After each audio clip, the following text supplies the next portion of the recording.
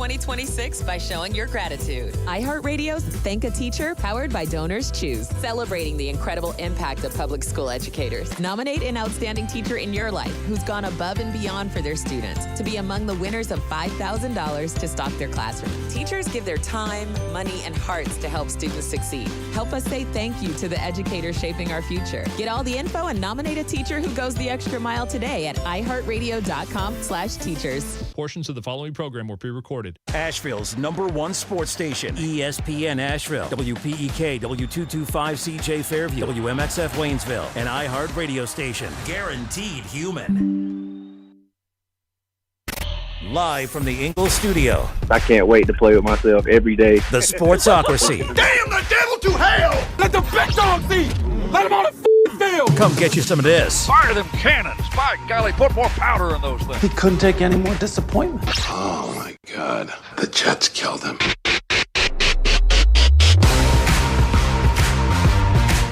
It is ESPN Asheville, 92.9 FM, 880 AM, and 1400. We are the Sportsocracy, coming to you live on a Football Friday!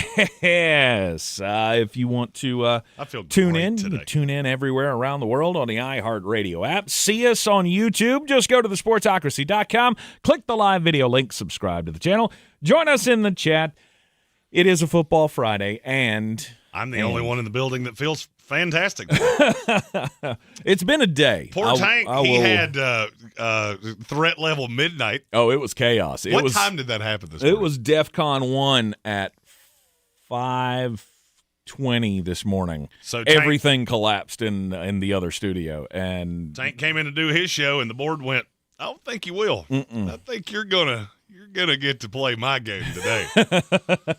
Yeah, it was quite the curveball. It was quite the way to start the day. So we have poor Tank, who had to deal with that. Engineer Andrew, who I don't know exactly where he lives, but I know he got awakened. Greenville. Does he live in Greenville? Yeah, he got awakened very early this morning for the third time this week. Mm-hmm. Had to drive up here. He's a little worse for the wear. And new boss lady Megan learned a valuable lesson, which is when Jeremy says fireball, you say no, sir. Just don't go drinking with Jeremy on a school night. You're not built for that. Yeah, you shouldn't go drinking, especially with Jeremy, when you're 4'6" and just big as a teddy bear. Maybe it's not. It was really funny. They were bringing her shots in the little actual shot glass. Mine were coming in rocks glasses, and she was looking at me like, what? Then Amy's would come beside that. Hers are the same size as mine. She's just looking at us going, I think I've learned the same lesson that Patrick Holt once learned. Jeremy and Amy Green would be the intergender tag team champions of the Drinking World Championships. No doubt about it. These two are built different. Yes, indeed. Welcome into a Football Friday. We got the picks coming up for you for all the games. NFL playoffs, we'll go through all of those matchups. Daily draft today is going to be who's it most important for. And we start with last night. Last night in college football, we had the first semifinal game. It was who? The Ole Miami Miss Hurricanes and the Ole Miss Fighting Rebels. Now, I saw the first quarter of this game. As you all know, I'd have to wake up very, very early in the morning. And, well, the first quarter was – well, it reminded me a lot of the first quarter of the old Peach Bowl that we went to last year, where Texas and Arizona State put on a show that was – well, just fit for a nap. And Tanky Poo went CPs through the whole thing. And then what happened? And then 1 year later, Ole Miss and Miami found a way to do the same thing. And then, as I found out when I woke up this morning, that game kicked up quite a notch, didn't it, Jeremy? They put on a show. The fourth quarter of that game was fantastic. I have to say, Pete Golding, you have absolutely nothing to be ashamed of. The way that team fought, Trinidad Chambliss is a dude. There are so many receivers on that team I like. By the way, Daquan Wright, you're starting to see it my way. I know he's not really fleet of foot, but, man, that kid is really, really good. Mm-hmm. Somebody's going to get him in the third round, and years from now we're going to go, how did nobody see that coming? Well, somebody did, because that boy is real, real, real, real good. I am a lifelong Florida State fan. I found myself rooting for Miami last night because I just needed it more. That was the impetus of our daily draft topic is Mario Cristobal needed that game last night as bad as anybody I think I've ever seen because it had been so long since Miami got to this part of the mountain. And then to allow them to get into a position where they had a throw to win this game, which, first of all, I do not know defensively how you did that. Right. I watched it, and I still go, how did they have a throw in the end zone to win this game? Carson Beck ran in the end zone with 17 seconds left. How in the world did you let them get into this position? Mm-hmm. But it was a heavyweight title fight. Good on Ole Miss. Who knows? Maybe Pete Golding's going to work well better than I think. I still stand by what I said. You don't think he's a good coach? He is a better coach than I thought. I think that program is going to atrophy. Yeah. You're going to see the Lane Kiffin ain't here. That offense ain't here. It's not as palatable for quarterbacks and wide receivers, and you don't have Lane that's spotting these guys like Trinidad Chambliss anymore. Right. Because that staff's just not going to be as good. Mm-hmm. That's the negative. The positive is that you'll remember last night forever. And I know it hurts today. Mm-hmm. I know. I've seen me do it. Mm-hmm. I remember it well. Mm-hmm. But you have nothing to be ashamed of. No, that was playing with house money. It was we can go out and give them our best shot, and they did. And they did. You know, I said yesterday that I thought that should have been a bigger spread for Miami. Maybe that was disrespectful to Ole Miss, but just goes to show you, Tank Spencer Kiss of Death is not undefeated. No. And Kelvin Joyner even said, the you, it's all about the you. You almost got us last night, Tank. Almost. And I'm not going to lie to you, as that drive was happening, I was sitting there going, oh, my God, it's not of this earth. Like, there's nothing we can do to stop it. The Tank Spencer Kiss of Death reigns supreme. Ole Miss has nothing to hang their heads about. No. Miami has all the right to beat every trash can in the world because the ACC is in the championship game and the SEC sitting at home. I will bet you there was a gentleman's establishment somewhere in Arizona last night that saw a lot of Michael Irvin. Just going out on a limb, I'm going to say he had him some fun last night. No doubt. It was fantastic. I mean, now you get a chance to win it in your home stadium. Which is wild. Now my question is, if you're Miami, who do you want to see? If you're a Miami fan, what is your rooting interest tonight? Because I know mine unequivocally.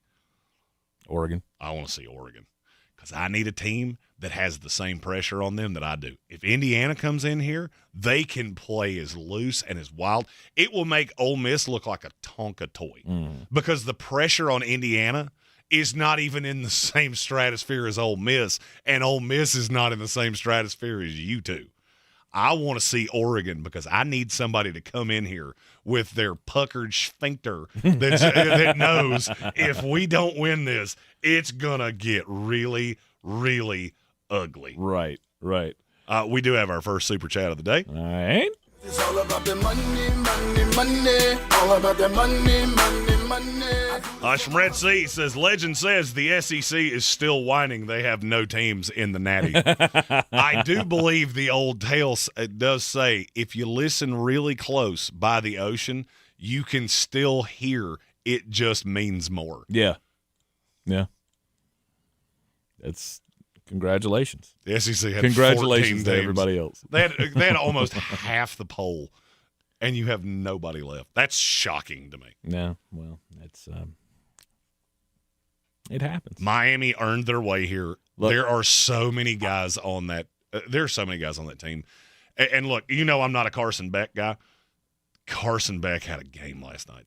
And that the game-winning score is the play he could never make at Georgia, where everything breaks down, and instead of making the panic decision, letting the pressure crush you in the big moment, the lane opens up to the left side, and there he goes. And I'll be honest with you, I was obviously watching the television feed.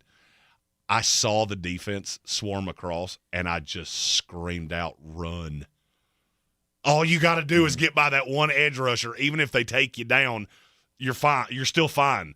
Take off. Ole Miss just absolutely sold out on the pass. And that was film study, because that's what you do to Carson Beck. You force him to throw one across his body, and you just assumed it was going to work. Yeah. And it didn't. Yep.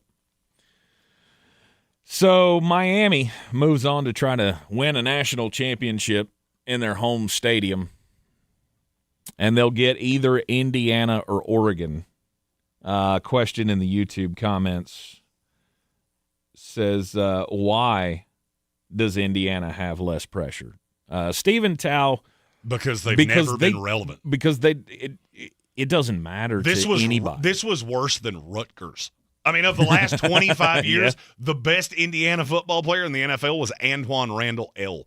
They will build a bronze statue to Kirk Cignetti if they get beat 176-4 tonight. Well, it doesn't matter. They did have Michael Penix's freshman season. That was the last time that I remember Indiana being relevant, when he made the touchdown at the end of was that a bowl game that he scored that touchdown? Anyway. I can't remember. You know what I'm talking about, though, the last second lunging touchdown that won the football game. That was the last time that I remember Indiana being relevant, and they were relevant for about 10 seconds, because I think immediately after that game was when Michael Penix decided to transfer to Washington. It's not a program that anybody expects anything out of. Countless That was the people. COVID year. Was that the COVID year? Okay. They were 6-2. Okay. The highest they got was 7 in the poll. Yep. And then they lost in the Outback Bowl. Mm-hmm. It was you don't have anything to hold your. There's no bar here. Like, you don't have a championship bar that you have to stand up to at Indiana. If this were Indiana basketball, then maybe we're talking some pressure here, because, well, you're finally on this stage. You need to get back to where you were in the Bobby Knight years. Indiana football has never existed in many people's minds. Here's a point of reference. Indiana's been ranked at some point in 5 of the last 7 years. So that goes all the way back to 2019. The last time they had been in the poll before 2019 was 1994, and they were 25 in the final poll. Mm-hmm. That's how irrelevant this team has been. Mm-hmm. So right there, you're talking about 25 years. They never touched the poll. Not one time did they start 4-0 against 4 nobodies and they slide in at 22. It never happened. Mm-hmm. And, I mean, there's a lot of 1-11s, 5-7s, 3-9s, 2-10s, 3-9, 4-7. This program was awful. Mm-hmm. Directly responded to Stephen Tao from the comments here, because he says, so they're just supposed to be like, this is it, boys, we peaked, pack it up. Hell no. No. You get to go in. Yeah, you get to go in. Pressure. Yeah, you get to go into this game hair on fire, because nobody expects anything from you. You can play footloose and fancy free, no because doubt. even if you get shellacked, nobody's going to go, what the hell happened to Indiana? Right. You know what's going to happen if Oregon loses tonight? Why can Dan Lanning not win big games? Right. If Mario Cristobal had lost last night to Pete Golding, every show in America today would have gone, is Mario Cristobal the right guy at Miami? Mm-hmm. It doesn't matter that he got this far. Yep. Because you were supposed to win. Indiana, in all reality, not supposed to win tonight. I understand they're the favorite. Mm-hmm. That's Vegas. From fan perception, you still look at Indiana and go, you know what, if they lose to Oregon, I'm not going to be surprised. No. So there's just no heat on you. Right. That has nothing to do with what you say to your team. And that allows you to play with no pressure. Mm-hmm. You don't walk in there with that pit in your stomach of, oh, God, what if we lose? Right. I know Carson Beck had it last night. I could see it on his face. Right. As somebody that's played in games that you had pressure on you because you've been there before and you're supposed to win. I know that feeling of, everything's a little harder. when you're dribbling the free throw out, right. Every one of those, that ball feels a little bit heavier. Mm-hmm. When that pass comes your way, it's in your head of don't drop this, don't drop this. You don't do that other times. You just play loose. And then when the pressure mounts, that's the reason that you see guys, and I hate to use this example, sorry, Buffalo Bill fans, that's the reason you see guys like Josh Allen. Because he gets to that point, and then he doesn't look like the same quarterback anymore. Right. Because that pressure is just absolutely eating him apart. Mm-hmm. How do you control Miami? I mean, after last night, you saw the best of everybody last night. You got the best Carson Beck. You got the best Trinidad Chambliss. Fletcher. What's his name? Mark Fletcher. Mark, yeah. Jr. You got the best Mark Fletcher Jr. you could get.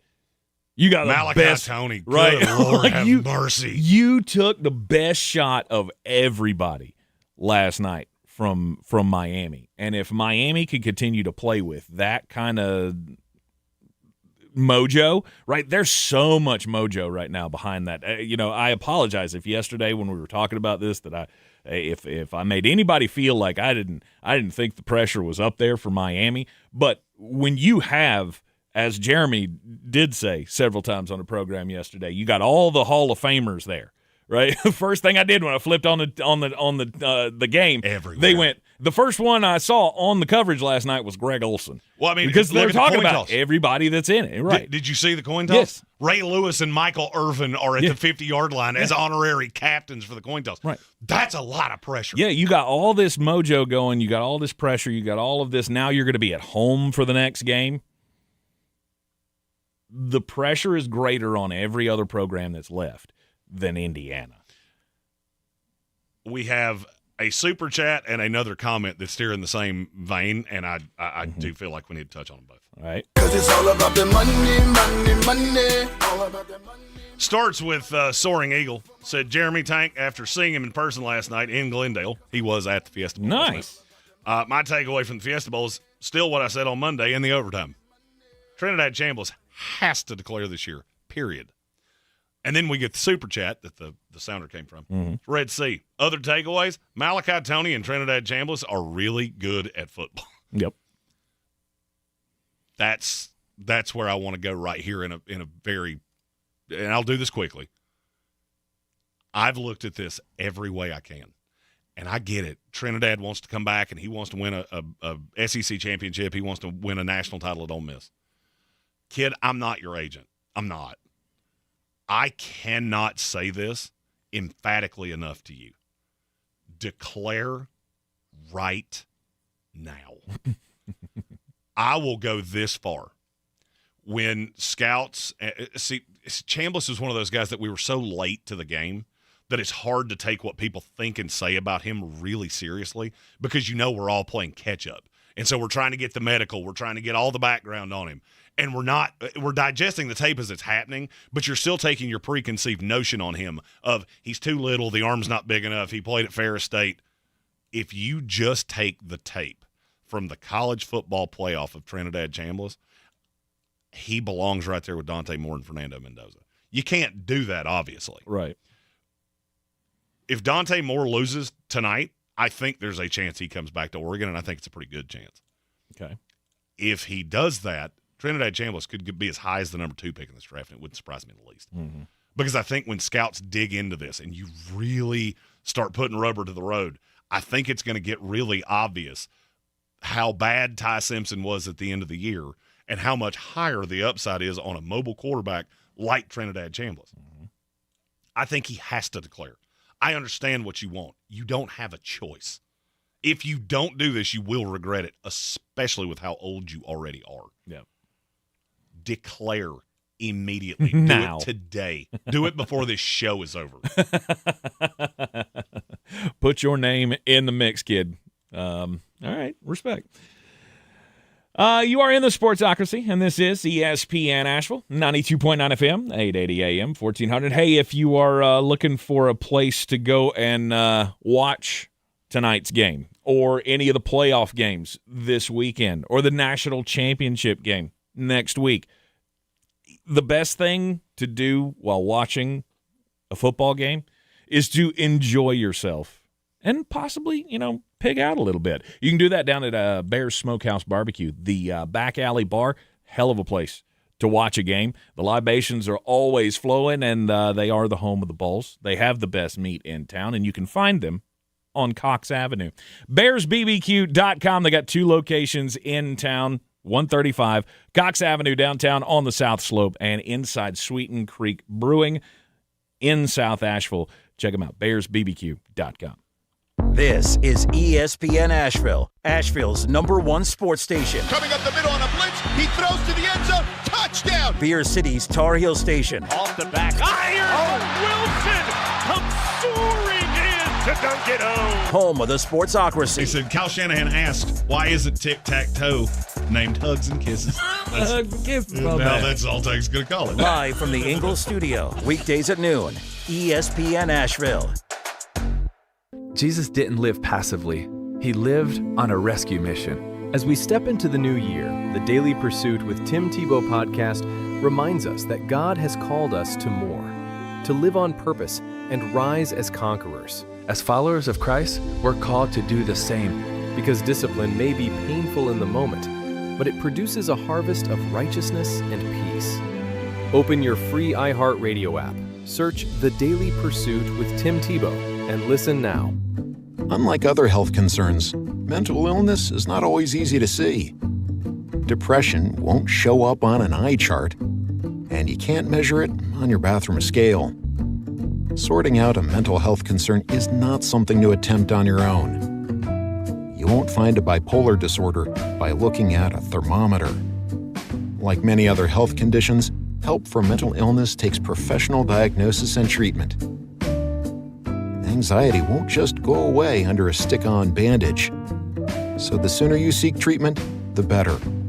If you or a loved one has a mental health concern, don't go it alone. Find out what to do.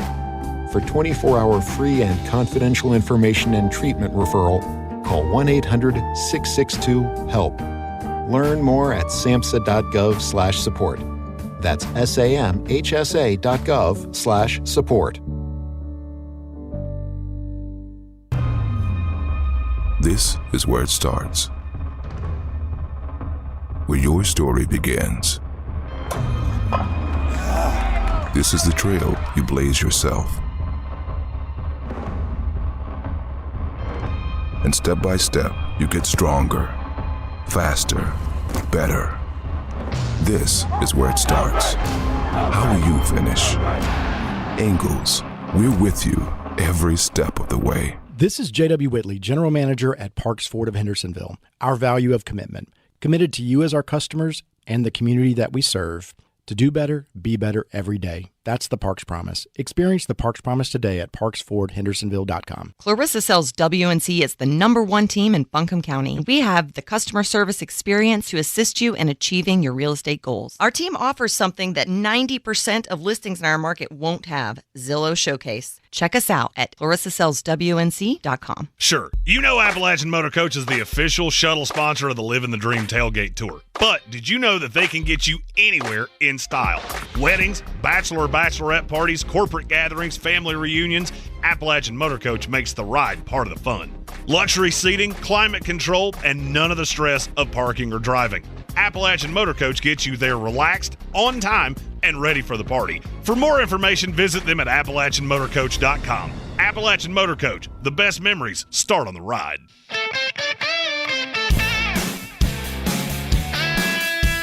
The Sportsocracy. These guys are a f***ing disgrace.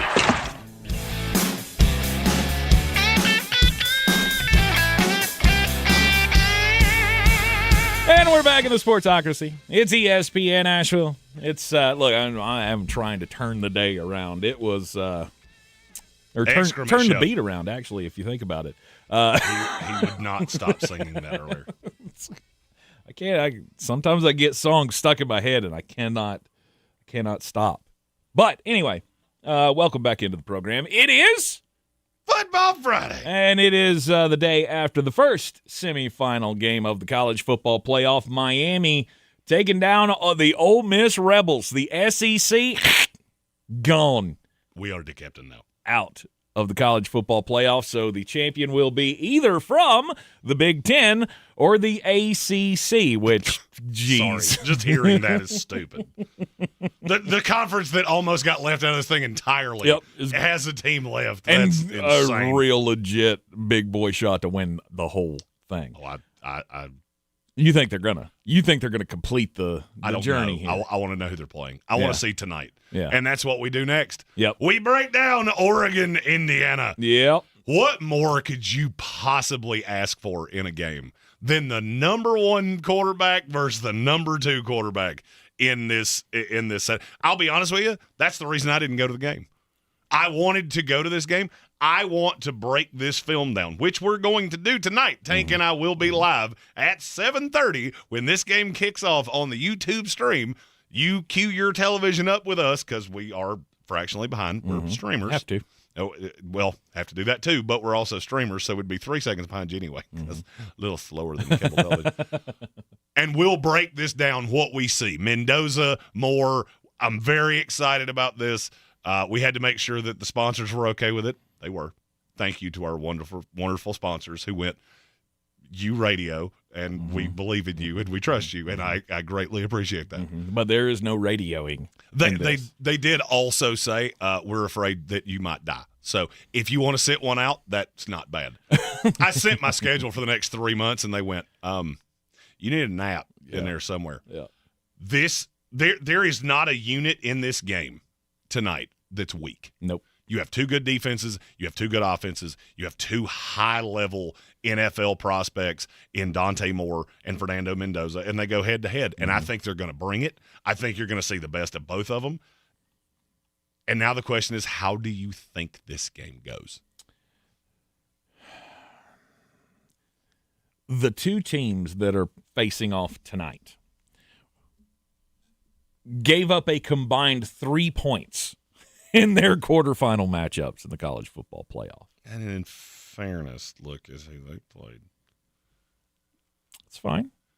That's fine. Texas Tech they didn't score particularly well anyway. Sure. But did you expect they were going to get shut out completely? I mean, they were dominated. Oh, no doubt. At every level, it was not even close. I mean, where we're at, I think we have the 3 best teams in America left. I agree. I really do. I think we have the 3 best teams in America left. And now you're going to get these 2. So I'll start with this. The over-under is 48.5. You going over or under? 2 good defenses. I think I'm going under. I'm going over, and I don't think it's even kind of You close. think this is going to be shootout? I think this is going to be fun. I think this is going to be one of the highest-rated college football games of all time because it's on a Friday night. It's not competing with squat. You're going to have people around bars all over the country watching this game just like they did last night. I know. I was in one. And you're just going to be locked in, and it's going to be cinema.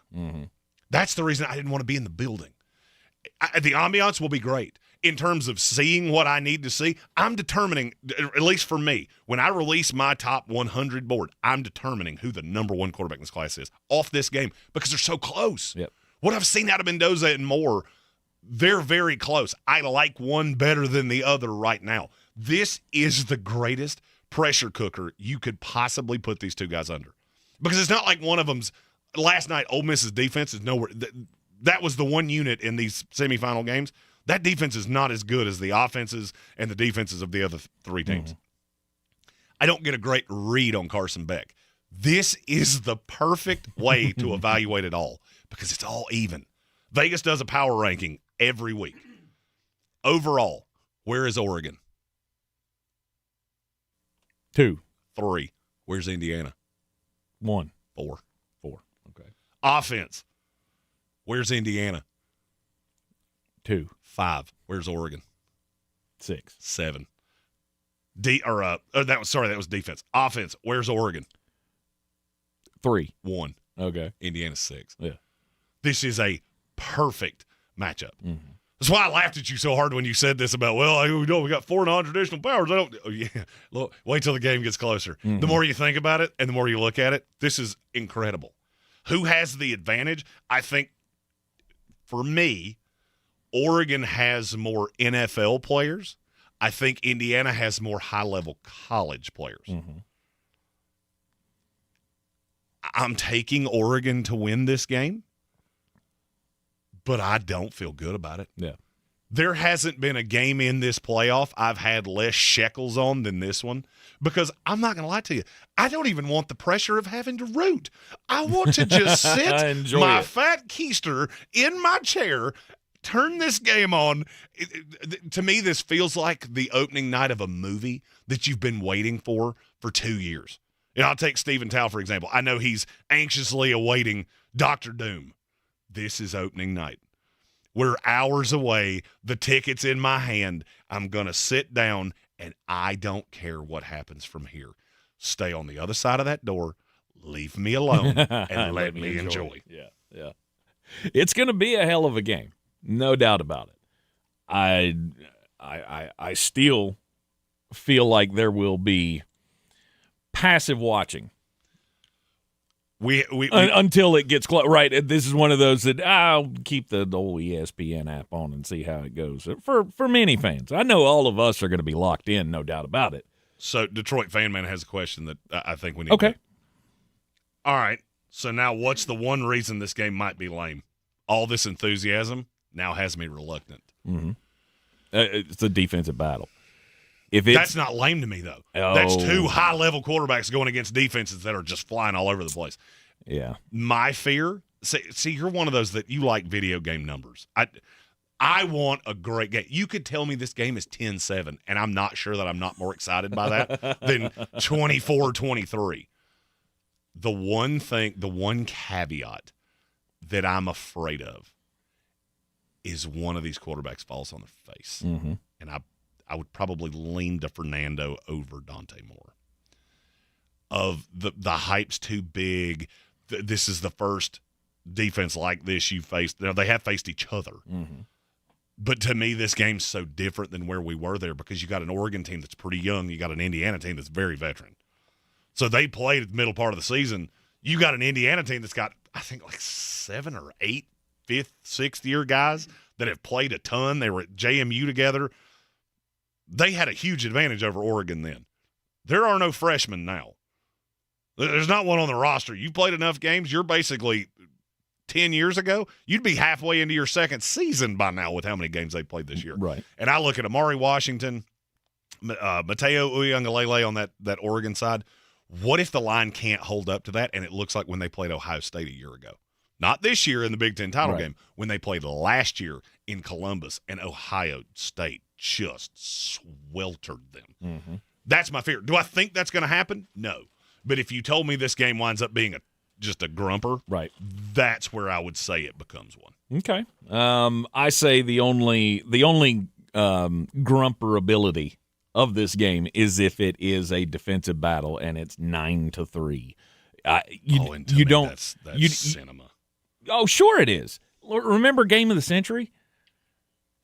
That LSU Alabama game that was 10-7. Fine. I mean, it had every football fan locked in. I'm not talking about us. I'm talking about the casuals. The casual. Because here's the thing. I don't think any of those things exist. All the things that you just said, I don't think any of those things happen. I don't think the moment's too big for Indiana and Curt Cignetti and Fernando Mendoza. I don't think that's going to happen. I think Dante Moore is a fantastic quarterback. There's so many pieces of these teams they're perfectly built, in my opinion. Go ahead. We've had a slew of really good games in this playoff, mm-hmm. and I think it's because everybody's so equally yoked. We said this coming in. There's not a great team here. Mm-hmm. I think Indiana's the best team in the country over the course of the season. Right now, the two teams I don't want to play are Oregon and Miami. Still have a healthy fear of Indiana. Mm-hmm. I'm not trying to denigrate them. Mm-hmm. I just think that they're so young, and you're getting the development, and you're seeing these guys flourish. I think it's going to be fantastic. Mm-hmm. What's your final score prediction? Final score prediction, I will say Indiana loses.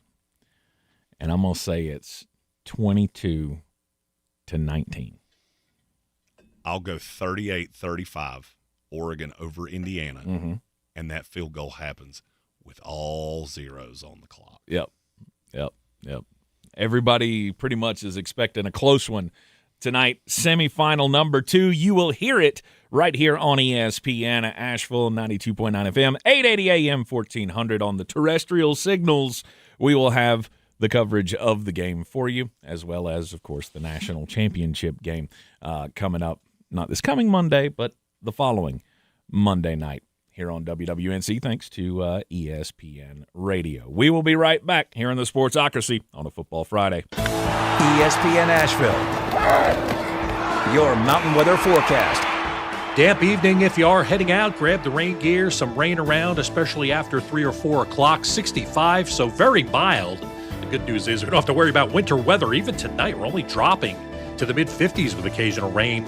Tomorrow, occasional rain in the afternoon. It's scattered around, maybe even a thunderstorm, 65 degrees, and that could impact the Panthers game if you are heading that way. Cooler, drier air Sunday, sunshine 43. From the Weather Channel, I'm Ray Stajic. This report is sponsored by IHOP. Introducing the IHOP Value Menu. All your breakfast favorites like pancakes, eggs, bacon, or French toast are just $6 every day. Get a big, filling sit-down breakfast for only $6. Go to your happy plates with the $6 IHOP Value Menu. Available every day at IHOP. The free iHeartRadio app is your daily soundtrack with live stations, 24/7 news, sports, and weather, and of course, the most podcasts on the planet. It's easy to see why more and more people are using it. Join the millions who already have it on their smartphone. The free iHeartRadio app, the #1 app for radio. It's the moment you dream of, the moment you work for, train for, run wind sprints when nobody's watching for, the moment when hours of gym time, court time, prep time, all culminate into this time. The moment when millions of bounces, blocks, and boards all add up to this, your moment. Ingalls, we're with you every step of the way. I'm Coley Duffy. I'm Cody Ward. And we're the Chainsaw Brothers. Actually, we're cousins. A few days after Helene, we was in the driveway having a couple beers, waiting on the power to come back on. And we heard so many people calling, needing trees removed, and couldn't afford it. So I called my dad to borrow a chainsaw, and over the next few months, we cleared trees for our neighbors. Our business was born out of wanting to help Western North Carolina get back on our feet. We are fully insured and licensed. We keep our promises, meaning if we say we're going to be there, we'll be there. In these parts, we live how we were raised. When you call the Chainsaw Brothers, you're not a customer, you're family. We're good at what we do, and we do it for a reasonable cost. For all your chainsaw needs, call the Chainsaw Brothers. 828-316-1013. Or find us on Facebook. See how we treat our family. Are you still covered up with storm damage and debris? Call us about our daily rates at 828-316-1013. That's 828-316-1013. We're the Chainsaw Brothers, and with our neighbors, we are Western North Carolina strong. Woohoo! Selling your home? Don't settle for average. Our real estate team at Clarissa Sells WNC and eXp Realty offers Zillow Showcase, an exclusive AI-powered listing experience available to just the top 10% of all listings in our area. With immersive media, cutting-edge design, and elevated marketing, Showcase listings, they go pending quicker and sell for up to $9,000 more than standard listings. Ready to stand out in a crowded market? Give our team a call today, 828-774-6343, because your home deserves the spotlight. This football season, Bear Smokehouse Barbecue is where the fans feast. Catch every game Thursday, Saturday, Sunday, and Monday on big screens with boom and sound, cold drinks, and the best barbecue in town. Bring your crew and tackle the game day grub package. A dozen wings, a pound of pork or chicken, a full rack of ribs, 3 pints of sides, and slider rolls, feeding 4 hungry fans. Whether you're cheering for touchdowns or just here for the ribs, Bears is the ultimate game day destination. Bears Barbecue in downtown Asheville, your home for football, where the fans feast.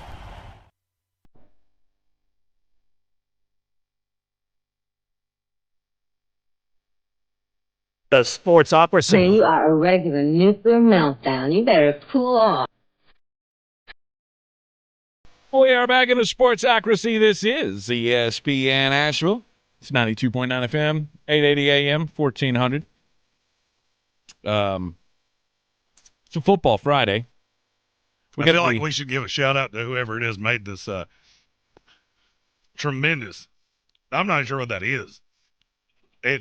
Was it Finest Deli? Is that what you said? Finest Deli, 794 Haywood Road. They're apparently a brand-new sandwich shop, and our lovely business manager, Megan, just brought us the chopped cheese sandwich. It's so good. And oh, my. It's so good. Oh, my. I had a big mouthful as the mic turned on. So. Yeah. Imagine like a chopped up hamburger on a hoagie roll. Oh, it's so good. It's got it's so good. It's like a backyard burger just chopped up and put on a big old bun. You know what else is so good? Well done, finest. Well done. You know what else is so good? What's that? Wild Card Weekend. Yeah, Wild Card Weekend's going to be big.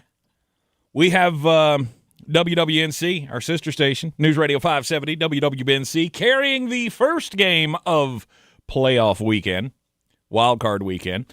The LA Rams and the Carolina Panthers. And the only thing that I have heard, obviously working on the news side, is if you're going to the game, good luck.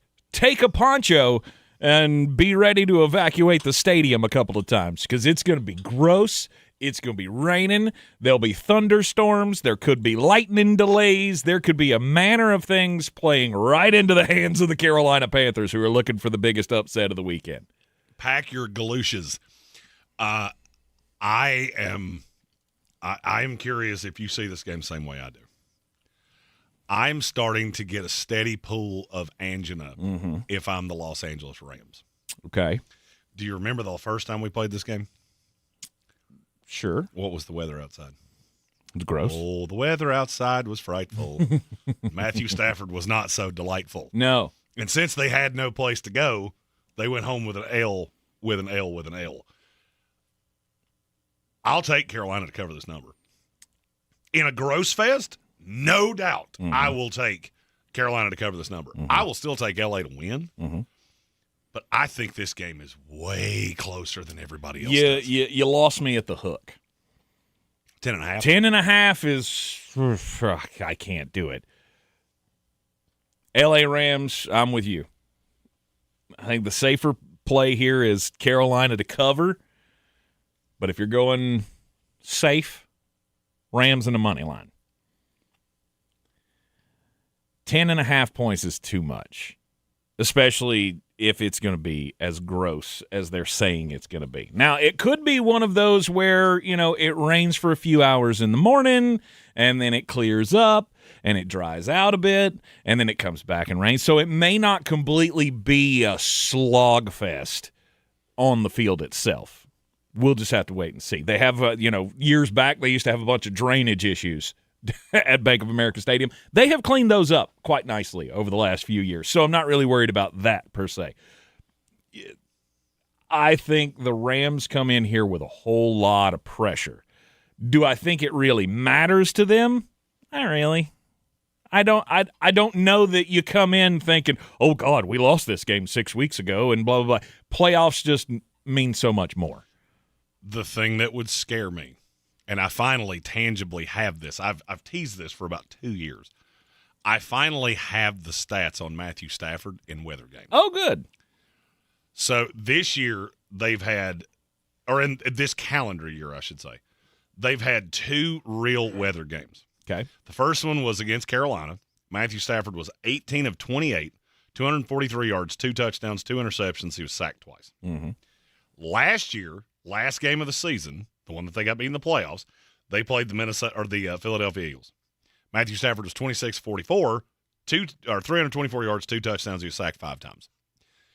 In his career, Matthew Stafford has played 9 games. This is outside of these 2 because I finally found it notated. Yeah. This was before the Philadelphia game. That's the reason I gave those 2 separate. He's 1-8 in games with either heavy rain or snow. 54% completion percentage, 54.6. 14 touchdowns, 11 interceptions, and a 76 passer rating. He is not good in these situations. You add that to what I saw out of him against the Atlanta Falcons in the last real game they played. Yes, I have a healthy fear of what I'm going to see out of the Rams. That's the negative. Now here's the positive. Carolina's very bad against the run. I think Kyron Williams is going to eat them up. I really do. If I was playing this weekend in DraftKings, Kyron Williams is the first player I'm putting in. Yeah. I don't want Puka. I don't want Devontae Adams. I want Kyron Williams. Right. Playing the Saturday slate, though, I'd have to imagine you'd have to pay up for him if you're playing DFS. He's probably a little expensive. I'll say he's not crazy. The thing that will keep his price down is Blake Corum. Because Corum could be a touchdown sniper. He could be. I think this, obviously the weather will drive this into a who can put it together on the ground game. And we've seen Carolina be able to play that game earlier this year. I'm looking back at the Packer game. Right, you just hold the ball, limit the opportunities, just don't make mistakes. It's going to be real damn hard for Bryce Young not to make mistakes in weather against a team that's throwing Jared Verse in his face. Mm-hmm. I don't like that for the Carolina Panthers. If this was a 9.5-point spread, I'm all over the LA Rams. You give me 10.5 though, and I'm not willing to go that far because I could in my mind I've got 2010 going through my head because the offense is just not going to be as great. It's not going to be as explosive as LA wants it to be in that kind of weather. The weather just mitigates what you would be afraid of. So if this game was played on a Bluebird day, it's 70 degrees, it's sunny, there's no wind, you look at this and go, Matthew Stafford with Puka Nacua and Devontae Adams is going to eat you alive. Mm-hmm. With the weather being what it is, possibly also with some breaks. Now, this is a way for Tank and I to look at those who are young, the young men of the world, if you will, and go, at 38 years old, we don't start and stop so hot. So if there is a weather delay, that's really non-beneficial to Matthew Stafford. Especially in the weather. Because, see, you get all stove up, and that's the problem. I'm all stove up, I can't feel my feet, and it's not good. I don't like it. That's a problem. Yeah. I don't think this could have set up any better for Carolina. You have absolutely no pressure. You come in here and give me 45-0, nobody's going to care. Mm-hmm. The weather sets up perfectly for you. Now, the question is how, if you're Carolina, can you activate all of these advantages? I mean, you're going to have to be able to run the ball because if Matthew Stafford's throwing in it, so is Bryce Young. Oh, yeah. Bryce has never been great in weather games either. Mm-mm. That's what I fear for the Panthers is they will not be able to get anything going offensively because I'm just loading up the box because I don't feel you threaten me deep. They have to be able to get Rico and Chuba more going than they did the first time because I don't think they're going to win another game the same way they did against them the first time. Yeah. I mean, Rico Dowdle averaged 3.2 yards carry the first time. He had 18 carries, 58 yards. Mm-hmm. Wasn't that the game that Chuba came back, though? Yes. Yeah, that was the game that Rico had 7,000 yards in the last 2 weeks. And they're like, oh, well, we got Chuba now. We can run him. Why would you do that? I don't know. Why did you do that? Chuba Hubbard's another one of those. Biting you, though. I feel like, do you have pictures of somebody doing something terrible with like a horse or a raccoon or something? Because that's really the only thing that explains to me that two coaching staffs have looked at him and gone, yeah, let's 3.8 yards a carry. Let's go. He's a fine block. He couldn't block Megan. He's a fine little, bowling ball. Yeah, is he though? I mean, like I said, fine.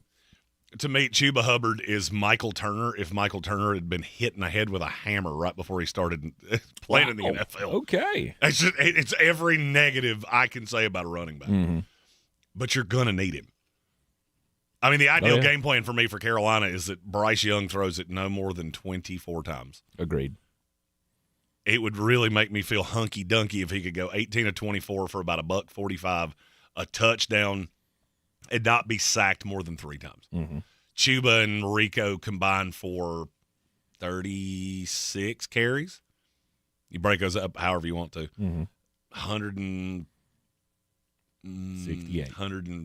let's go that 168 yards and 2 touchdowns. If I could look at the box score today for tomorrow, and you told me those two things happened, I would say the Carolina Panthers are With those two things, you're favored. I can't say you're going to win because they are better than you. Yeah. And there are still things in that I didn't say. I was going to say, I can't really see a path of anything happening. Oh, I can. I see a path to make you a favorite. I see a path Carolina wins this game. I see, and I can draw a. Anything's possible. This ain't. There's 17 contingencies. Nah, dog. It's gonna rain, and it's in the words of Ollie Williams. It's raining sideways. That's what it's gonna be all day long. Yeah. Matthew Stafford is terrible in these games. Mm-hmm. Best case and scenario. It's West Coast team coming in. Best case scenario. Scattered thunderstorms. That's the most important portion of this. Scattered thunderstorms. You might catch a break. And if you catch a break and the field's not too gross and it's not, because lightning shows up, everybody's leaving the stadium. If the heaviest rain comes then and then clears out and then you got, partly cloudy skies after that, maybe a little, misty, fine. I think that's going to be just fine. That'll be just fine for the LA Rams. Your worst case scenario is a deluge that just destroys your footing. It slows the pace of the game. Not that you can't play that game, because you can with Kyren Williams, and that's why Jeremy said load up Kyren Williams, because they would have to play that game. But I think even playing that game, they're still so much better than the Carolina Panthers that I can't foresee Carolina doing it to them again, because there's that level of this as well of, yeah, well, that wasn't a playoff game. We've got a lot more to prove. No if doubt. We're the Rams coming in here. I look at all of the things going my way, which is I've got a West Coast team coming east. Mm-hmm. It is the earliest game, which, yes, it's 4:30, not 1 o'clock, so it's not like they feel like they're playing at breakfast time. Yep. But it is still, you got jet lag. You've got all of the different things that play into that.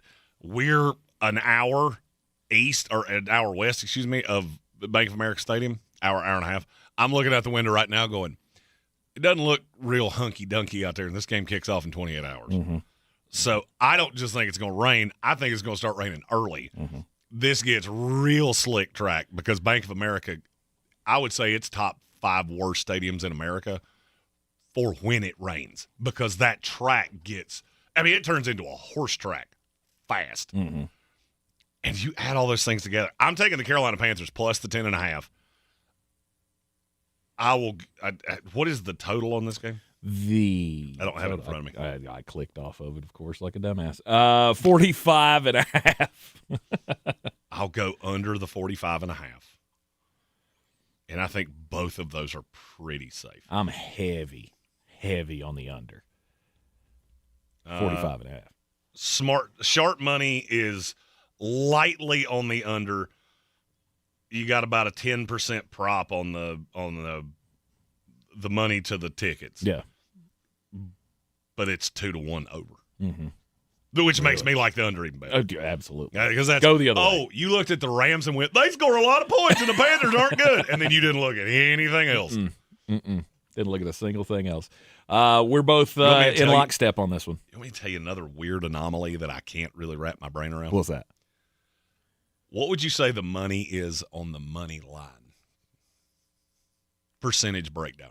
I'll go 60-40 Rams. It's 50-50. Really? What do you think the breakdown of tickets is? 70-30 Panthers. 93-7 Rams. Whoa. There is some heavy, big girl. Got your big girl panties on money on the Carolina Panthers. I'm telling you, I know it sounds crazy. Mm-hmm. They already beat them once, and I'm not going to say they win this game. I think Carolina has the ball in their hand with a chance to score with under 5 minutes to go.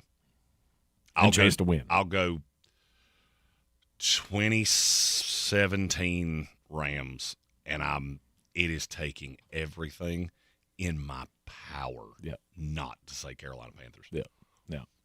All right, you are in the Sportsocracy, and this is ESPN Asheville, 92.9 FM, 880 AM, 1400. You want to hear the Carolina Panthers take on the LA Rams on Sunday. Tune over to our sister station, News Radio 570 WWNC. Pre-game starts at 3:30. Kickoff set for 4:30. That is the first of the doubleheader on a wild card Saturday.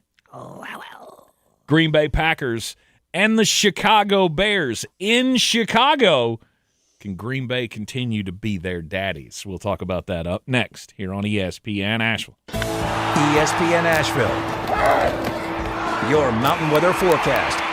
Damp evening if you are heading out. Grab the rain gear. Some rain around, especially after 3 or 4 o'clock. 65, so very mild. The good news is we don't have to worry about winter weather. Even tonight, we're only dropping to the mid-50s with occasional rain. Tomorrow, occasional rain in the afternoon. It's scattered around, maybe even a thunderstorm. 65 degrees, and that could impact the Panthers game if you are heading that way. Cooler, drier air Sunday. Sunshine 43. From the Weather Channel, I'm Ray Staging. This report is sponsored by IHOP. Introducing the IHOP Value Menu. All your breakfast favorites like pancakes, eggs, bacon, or French toast are just $6 every day. Get a big, filling sit-down breakfast for only $6. Go to your happy plates with the $6 IHOP Value Menu. Available every day at IHOP. Are you running for office and have a message you want every voter in your district to hear? Well, that's where radio comes in. Radio is your direct line to morning commuters, midday grinders, and late-nighters. Radio puts your message right where your voters are. Plus, it's 1/10 the time and cost of video. Don't just campaign. Connect with millions all over the country. Even thousands in the smallest communities with radio. Call now and be on air in just 48 hours. 844-844-IHEART. That's 844-844-IHEART. Do you owe $10,000 or more in credit card debt or personal loans? With credit card debt at all-time highs, Debt Relief Advocates is urgently notifying consumers of debt relief now being made available, designed to aid consumers with out-of-control credit card debt. Those who qualify and enroll for this relief program will only have to pay back a fraction of what they owe. This is not bankruptcy or a debt consolidation loan. This is a relief program that credit card companies would rather you not know about, as it ends your debt nightmare and saves you lots of money. Consumers owing at least $10,000 in credit card debt or personal loans can now take advantage of this debt relief as the cost of living skyrockets. Debt Relief Advocates has established a relief hotline for you to call to learn what debt reduction you may qualify for, so don't wait. For this free information, call the Relief Hotline at 800-466-1142. 800-466-1142. 800-466-1142. Introducing the IHOP Value Menu. All your breakfast favorites like pancakes, eggs, bacon, or French toast are just $6 every day. Get a big, filling sit-down breakfast for only $6. Go to your happy plates with the $6 IHOP Value Menu. Available every day at IHOP. Did you know that Ingles sells more organics than any other grocery store? Or that they run their own dairy? Or that they only serve USDA Choice and Prime meat? Or that they donate 3,956 meals a day to local food banks? Well, now you do. It's all in the bag. Mountain Graphics and Showtime Sports have teamed up under a new local owner to serve our community with the finest custom apparel and unique branded items at the best price. Mountain Graphics and Showtime Sports can customize whatever you, your team, or your local group may need with high-quality screen printing, embroidery, and laser engraving. Visit mtngraphicsavl.com or showtimesportsavl.com. That's mtngraphicsavl.com or showtimesportsavl.com for your local one-stop custom apparel shops. Larissa sells WNC as the #1 team in Buncombe County. We have the customer service experience to assist you in achieving your real estate goals. Our team offers something that 90% of listings in our market won't have: Zillow Showcase. Check us out at larissasellswnc.com. Sure, you know Appalachian Motor Coach is the official shuttle sponsor of the Living the Dream Tailgate Tour. But did you know that they can get you anywhere in style? Weddings, bachelor or bachelorette parties, corporate gatherings, family reunions. Appalachian Motor Coach makes the ride part of the fun. Luxury seating, climate control, and none of the stress of parking or driving. Appalachian Motor Coach gets you there relaxed, on time, and ready for the party. For more information, visit them at AppalachianMotorCoach.com. Appalachian Motor Coach, the best memories start on the ride. Mountain Graphics and Showtime Sports have teamed up under a new local owner to serve our community with the finest custom apparel and unique branded items at the best price. Mountain Graphics and Showtime Sports can customize whatever you, your team, or your local group may need with high-quality screen printing, embroidery, and laser engraving. Visit mtngraphicsavl.com or showtimesportsavl.com. That's mtngraphicsavl.com or showtimesportsavl.com for your local one-stop custom apparel shops. This is J.W. Whitley, General Manager at Parks Ford of Hendersonville. Our value of commitment. Committed to you as our customers and the community that we serve. To do better, be better every day. That's the Parks Promise. Experience the Parks Promise today at parksfordhendersonville.com. They're considering bringing the crew of the International Space Station home a little early because of a medical issue. The agency didn't say which astronaut. First news on 570. We send you to space and you're healthy. Right. You get sick in space. Right. You have to stay in space. Right. Put them on a tether or something and hang them outside the space station until the rash resolves. I don't need Uranian syphilis running wild around here. Weekday mornings at 6. I don't even know how one would contract that. On News Radio 570 WWNC. What happens on Uranus? Hurt in the game? We tough it out. Feel exhausted? We push on. Feeling down? We pull ourselves up by the bootstraps. But there are times when bootstraps aren't enough. When stress gets to us and we need to talk to someone about what we're really going through. So we're going to reach out because sometimes mental health is not a one-person job. Visit loveyourmindtoday.org. That's loveyourmindtoday.org. Brought to you by the Huntsman Mental Health Institute and the Ad Council. Asheville's #1 sports station, ESPN Asheville, WPEK, W225CJ Fairview, WMXF Waynesville, an iHeart radio station. Guaranteed human. The Sportsocracy. It fires me up, man. I love it. Say it one more time. The Sportsocracy. Shake it back! Beer City's best sports talk. It is gross. Just earlier. They are mature, actually. You just have to get to know them better. Your lunchtime dose of dumbassery. Live from the Ingalls studio.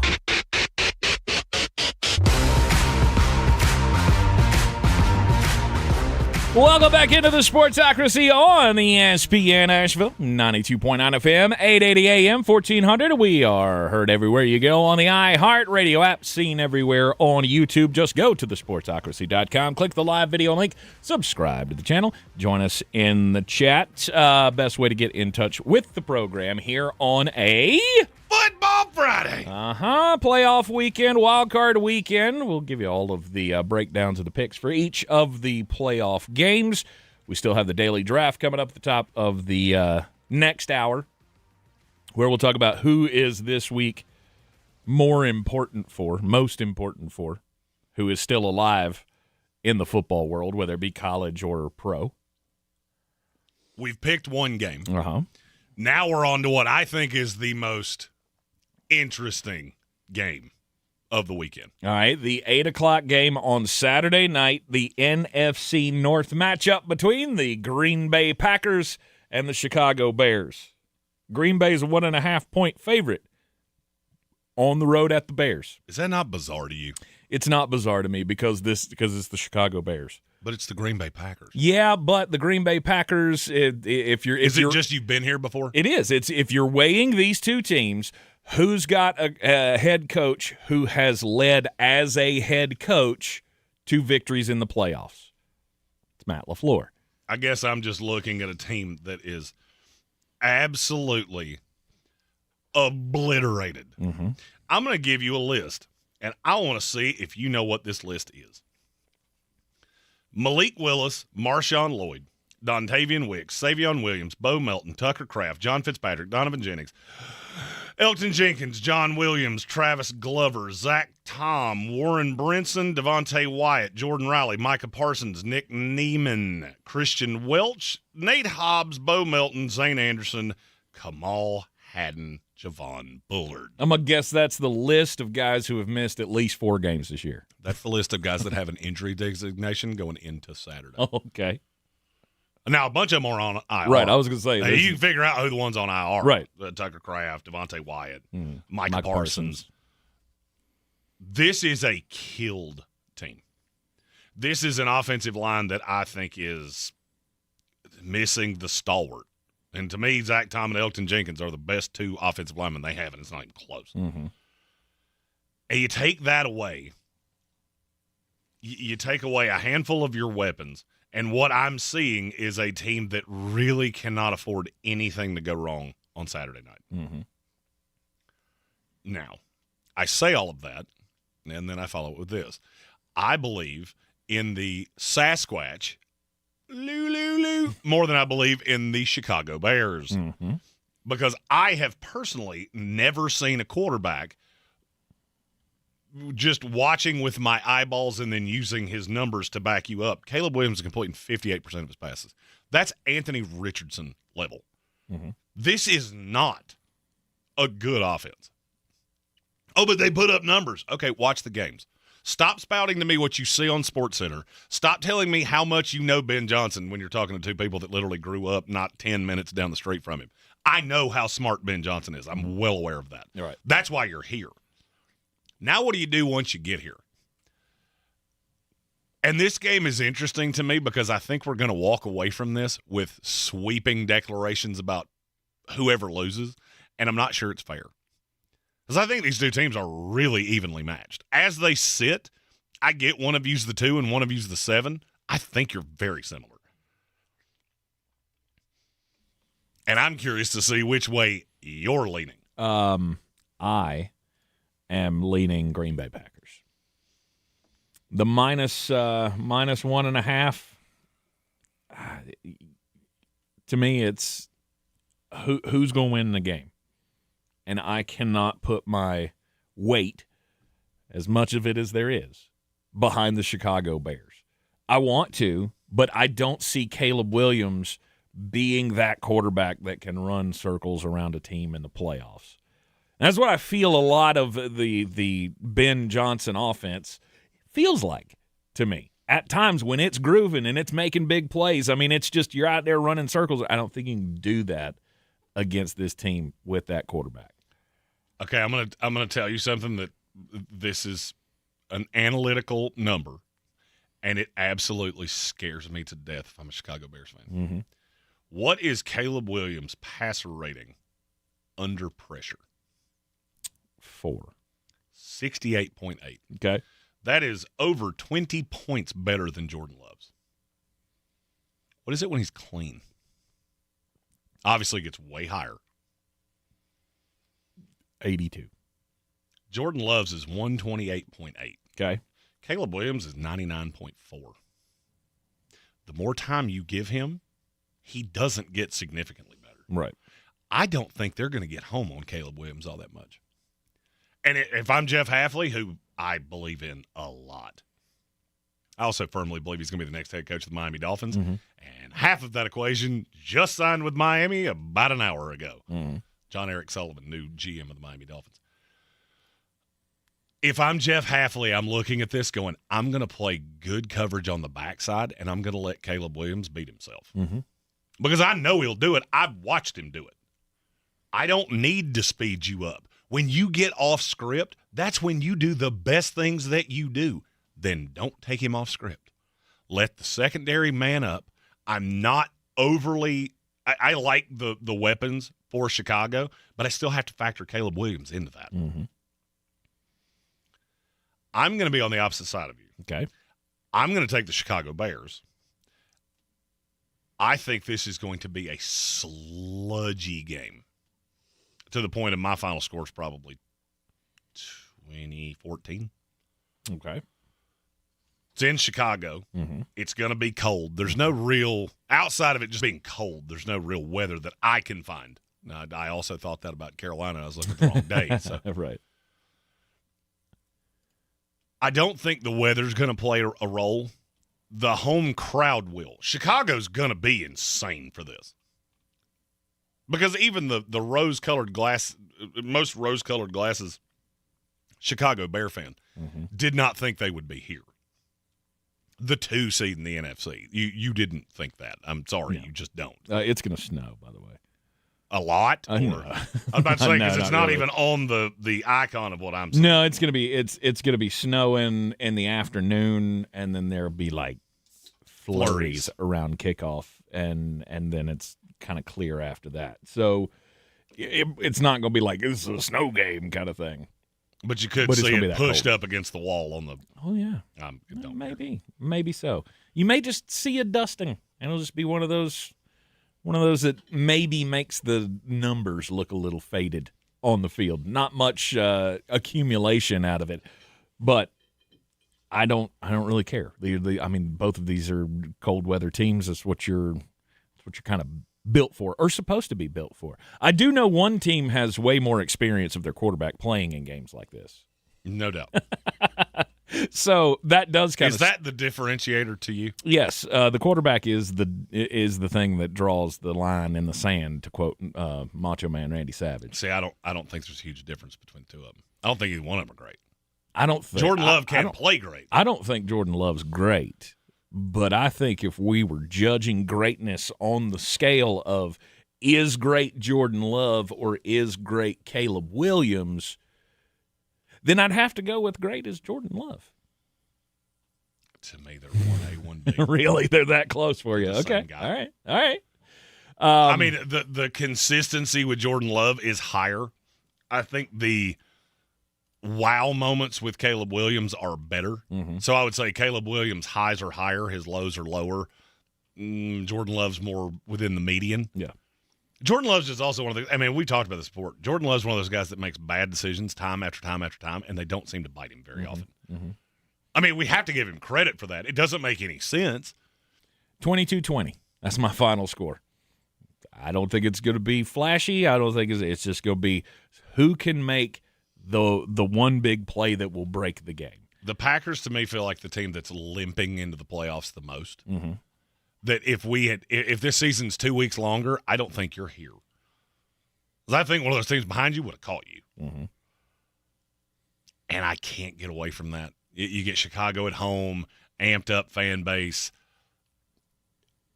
Emotion of that will carry you to an early score. I think they have the lead through a good amount of this. Neither one of these defenses are great, but neither one's bad either. Unless Pillowhead gets involved. And then Romeo Dubs starts throwing that lollipop around. You just wait. Yeah, by the way, can we stop with I understand that there are inventors and scientists all over the place. Can we possibly find a Guardian cap that doesn't look like a throw pillow on someone's head? Mm-hmm. They look like bobbleheads from NFL Blitz. Like their head is giant compared to the rest of their body. They remind me of Toad from Mario. Like he's just wearing that little mushroom cap around and just running around the field. It's quite comical at times, especially when you have the real skinny guys are the ones that are wearing the real little ones. Yeah, They're the real little ones. ones. Like I said, we were watching a Green Bay Packers game earlier this year. It was the Thursday night game where they wore the all whites, and I swear to God, he looked like a Q-tip out there. And at one point, he did the weeble wobble where he was running forward, and then he slipped and fell backwards, and it looked like his head carried him, like one of those old toys from the 1970s. Like, I hate it aesthetically. But Green Bay's a team that I don't like much. I don't either. But I do feel like experience will matter in the playoffs. Maybe not. Maybe I'm wrong. Will it shock me if Chicago wins this game? Absolutely not. Because as Jeremy said, they're the built-in excuses of being hurt and, season's gone down the hill, whatever. I doubt Chicago's got it for the playoffs. What are the chances we're just flat wrong on Chicago? And they are good. They're just a good team with a quarterback that doesn't complete a high level of his passes. I mean, I haven't seen one of those teams in 25 years, so it's kind of hard for me to believe that. I mean, I doubt your quarterback, but I don't think you're a bad team. I think you're a good team. I just think they're very similar. I think these are two very similar rosters. You've got a lot of dudes. I don't know how many dogs you have, but I think Chicago has more dogs and Green Bay has more dudes. Mm-hmm. Chicago is a team that's good enough to beat everybody else that's below them. Oh, Calvin Jordan's got the point. What did he say? It's no coincidence that the moment we get a Chicago Pope, the Bears make the playoffs. I mean, that makes it make sense. It does. They've got God on their side. God did it. Yeah, absolutely. It's like you remember Sister Jean? Sister Jean, what is it about Catholics in Chicago? Just carrying teams with the will of God, like wings on eagles. Where wings take. I hadn't noticed this until just now. Yeah. The Chicago Bears have 4 receivers with over 600 yards. Mm-hmm. They don't have one with over 720. Okay. If you had to guess the leading receiver of the Chicago Bears, who would you say it is? DJ Moore. Nope. Who is it? Colston Loveland. Okay. That surprises me. All right. I know he came on specifically at the end of the year. That's another part of this with the Bears. That 2 tight end look, I like how that lines up against Green Bay. Mm-hmm. Chicago's just one of those teams. If you gave me any other quarterback, I would love the way this is laid out. Yep. Because, I railed on Luther Burden in the draft process. I didn't plan on him being the third receiver behind DJ Moore and Roma Dunze. I figured somebody's going to take him in the first round to be their one, which he's not. Then you add that to 2 tight ends. You got 2 running backs that can, I was going to say both catch. One can really catch. One can kind of catch. I would love this team if they had any other quarterback. Mm-hmm. You know what I mean. Yes. Any other quarterback that I actually liked. Right. Not Caleb Williams. That's not. We took away Caleb Williams and gave you Spencer Rattler. No, that's still bad.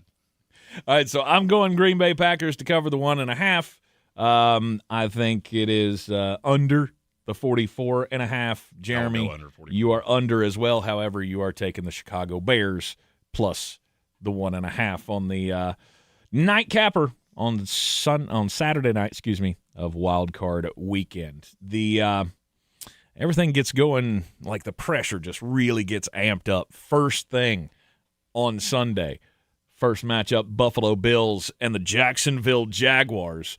Talk about pressure. We'll talk about that coming up next here on ESPN Asheville. All across the Tar Heel state.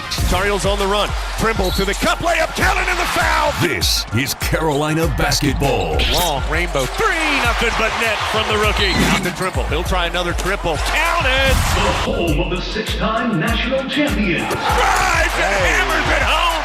Hello, young fella. This is your radio home for the Tar Heels. Asheville's home for the Tar Heels is ESPN Asheville. News has never been so important. We've got breaking news from Capitol Hill. And iHeart makes it so easy to stay in the know with 24/7 news on iHeartRadio. A major breakthrough in medical research. Live around the clock, so you're never more than 3 minutes away from the stories that matter most. Extreme weather is impacting millions. 24/7 news, right at your fingertips with the free iHeart app, where you can now make 24/7 news a preset for even quicker access. 24/7 news on iHeartRadio. Welcome to the Ingalls Table, a delicious destination with recipes galore. Need to whip up a dessert, entree, side dish? No problem. The experts from the Ingalls Table take you through it step by step with expert tips and advice along the way. Find the Ingalls Table at ingalls-markets.com or swing by the store and pick up your free copy of the Ingalls Table magazine. And let's get cooking. Ingalls, low prices, love the savings. Selling your home? Don't settle for average. Our real estate team at Clarissa Sells WNC and eXp Realty offers Zillow Showcase, an exclusive AI-powered listing experience available to just the top 10% of all listings in our area. With immersive media, cutting-edge design, and elevated marketing, Showcase listings, they go pending quicker and sell for up to $9,000 more than standard listings. Ready to stand out in a crowded market? Give our team a call today, 828-774-6343, because your home deserves the spotlight. I'm Coley Duffy. I'm Cody Ward. And we're the Chainsaw Brothers. Actually, we're cousins. A few days after Helene, we was in the driveway having a couple beers, waiting on the power to come back on. And we heard so many people calling, needing trees removed, and couldn't afford it. So I called my dad to borrow a chainsaw, and over the next few months, we cleared trees for our neighbors. Our business was born out of wanting to help Western North Carolina get back on our feet. We are fully insured and licensed. We keep our promises, meaning if we say we're going to be there, we'll be there. In these parts, we live how we were raised. When you call the Chainsaw Brothers, you're not a customer, you're family. We're good at what we do, and we do it for a reasonable cost. For all your chainsaw needs, call the Chainsaw Brothers. 828-316-1013. Or find us on Facebook. See how we treat our family. Are you still covered up with storm damage and debris? Call us about our daily rates at 828-316-1013. That's 828-316-1013. We're the Chainsaw Brothers, and with our neighbors, we're Western North Carolina strong. Woohoo! This football season, Bear Smokehouse Barbecue is where the fans feast. Catch every game Thursday, Saturday, Sunday, and Monday on big screens with booming sound, cold drinks, and the best barbecue in town. Bring your crew and tackle the game day grub package. A dozen wings, a pound of pork or chicken, a full rack of ribs, 3 pints of sides, and slider rolls, feeding 4 hungry fans. Whether you're cheering for touchdowns or just here for the ribs, Bears is the ultimate game day destination. Bears Barbecue in downtown Asheville, your home for football, where the fans feast.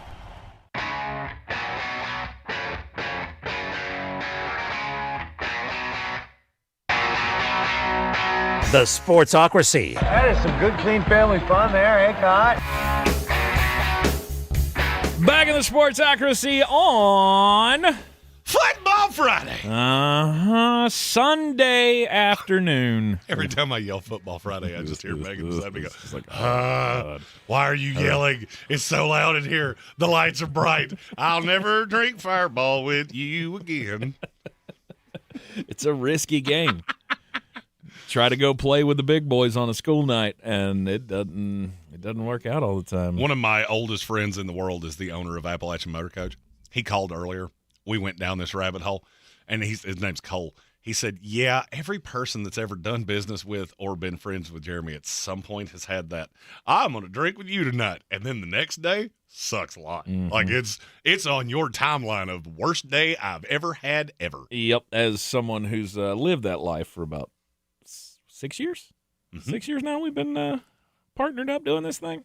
And every time I try, it always ends the same way. Tank usually ends up on the floor. To my knowledge, you didn't do that, which means true. You're a step ahead. I'll never forget him laying in the floor in Indianapolis, Indiana, pressed up against the closet that the washer and dryer were in. And he went, I can't get up. He looked like a turtle that somebody had just put on his back. And he's just laying there like, I'm stuck. Mad respect, Coach. Oh, mad respect, Coach. That was that night. That was that night. Yeah, that was after you almost got hit by a bus. Right. Right. Yeah. Thanks, Darren. Here by the grace of Darren Sproles. Thanks, Darren. All right. 1 o'clock on Sunday, first game of the triple header, wild card playoff action.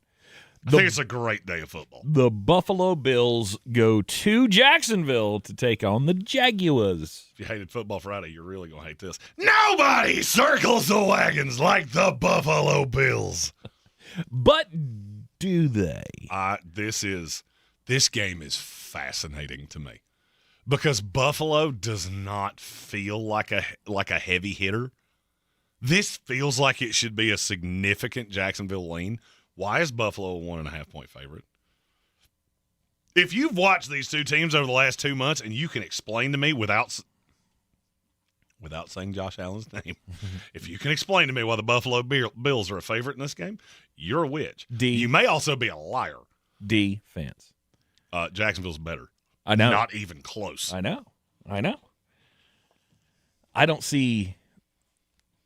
I don't see what advantage Buffalo has on that side of the ball in the off, and there's not a greater advantage on the offense. The only thing I can figure is that Vegas on the whole is looking at Jacksonville going, I've seen Trevor Lawrence in the playoffs, and that run that he had at the end of the year was an aberration, not a turning point, and so we're just out. We're just out. Mm-hmm. We're not going to believe in Jacksonville. This is a team that hasn't been here before. Josh Allen needs this a lot. I think between the pressure of this game and the fact that I just like Jacksonville better, it makes this game fascinating. You know me, narrative guy. I love narratives. And Josh Allen is a narrative amongst himself. No doubt. He is Dan Marino. Oof. Whether he wants to be or not, he's Jim Kelly. He's one of the quarterbacks who just can't get it done when it gets on the big stage. Runs into the proverbial wall, if you will, each and every year, every chance he's had in the playoffs. Now, those walls, the main wall has been named Patrick Mahomes. Well, that wall's down. And the Kansas City Chiefs. You don't have that. As that you've said, down. Yeah, as you have said ad nauseum for the last 3 weeks, probably. None of those guys are in the playoffs. None of the other elite quarterbacks are in the playoffs right now, Joshy, and you got to get her done. You can't blame me because I'm sitting at home, Josh. Oh, that's you're. I think your voice is too deep to do the. Well, the bad thing is if I really do anything other than Kermit the Frog, it really starts to sound like Ray Romano. You know who does a great Patrick Mahomes? Ray Romano. Travis Kelce. Oh, yeah, he does. Travis Kelce does a hell of a Patrick Mahomes impression. The door is wide open. Can you step through it is the biggest question. And I wonder if Jacksonville has that playoff grit. I wonder if they have that extra step that they're going to need to take down one of the elite quarterbacks. This is when it matters the most, right? It's what we're all told. This is when the quarterback matters the most, is when you're in the playoffs. Well, so far in the last 6 weeks, Trevor Lawrence has been Josh Allen. Mm-hmm. And Josh Allen has not been the Josh Allen of old. He's been really good. He's been that's the thing. I guess that's when we get to the pick. That's why I am where I am. Mm-hmm. The floor on Josh Allen, let's say he just has a terrible Josh Allen game. I think the floor on that is so much higher than the floor on Trevor Lawrence. Trevor Lawrence could come out here and be terrible. And it wouldn't shock me in the least. Absolutely. Guys come I guess into that the secondary, playoffs. maybe not. Especially with that receiving core. Mm-hmm. Guys come into the playoffs and the pressure, just like we were talking about earlier with the college football playoff, and it wears on them. Look, I love this Jacksonville team. If this was all in a vacuum and this was just a random regular season game in December, I would take the Jacksonville Jaguars, and I would not think about this for a tenth of a second. Yep. It's not, and I'm not. Mm-hmm. Give me the Buffalo Bills minus the 1.5. Buffalo played Pittsburgh, I think it was 2 years ago in the playoffs. I think this game is going to look eerily like that. Mm-hmm. It's not that you're not moving the ball. You keep shooting yourself in the foot inside the 25-yard line. I will almost bet you anything you want. The Jacksonville Jaguars outgained Buffalo. I'm not sure it's going to matter. Mm-hmm. Because I know teams like this, especially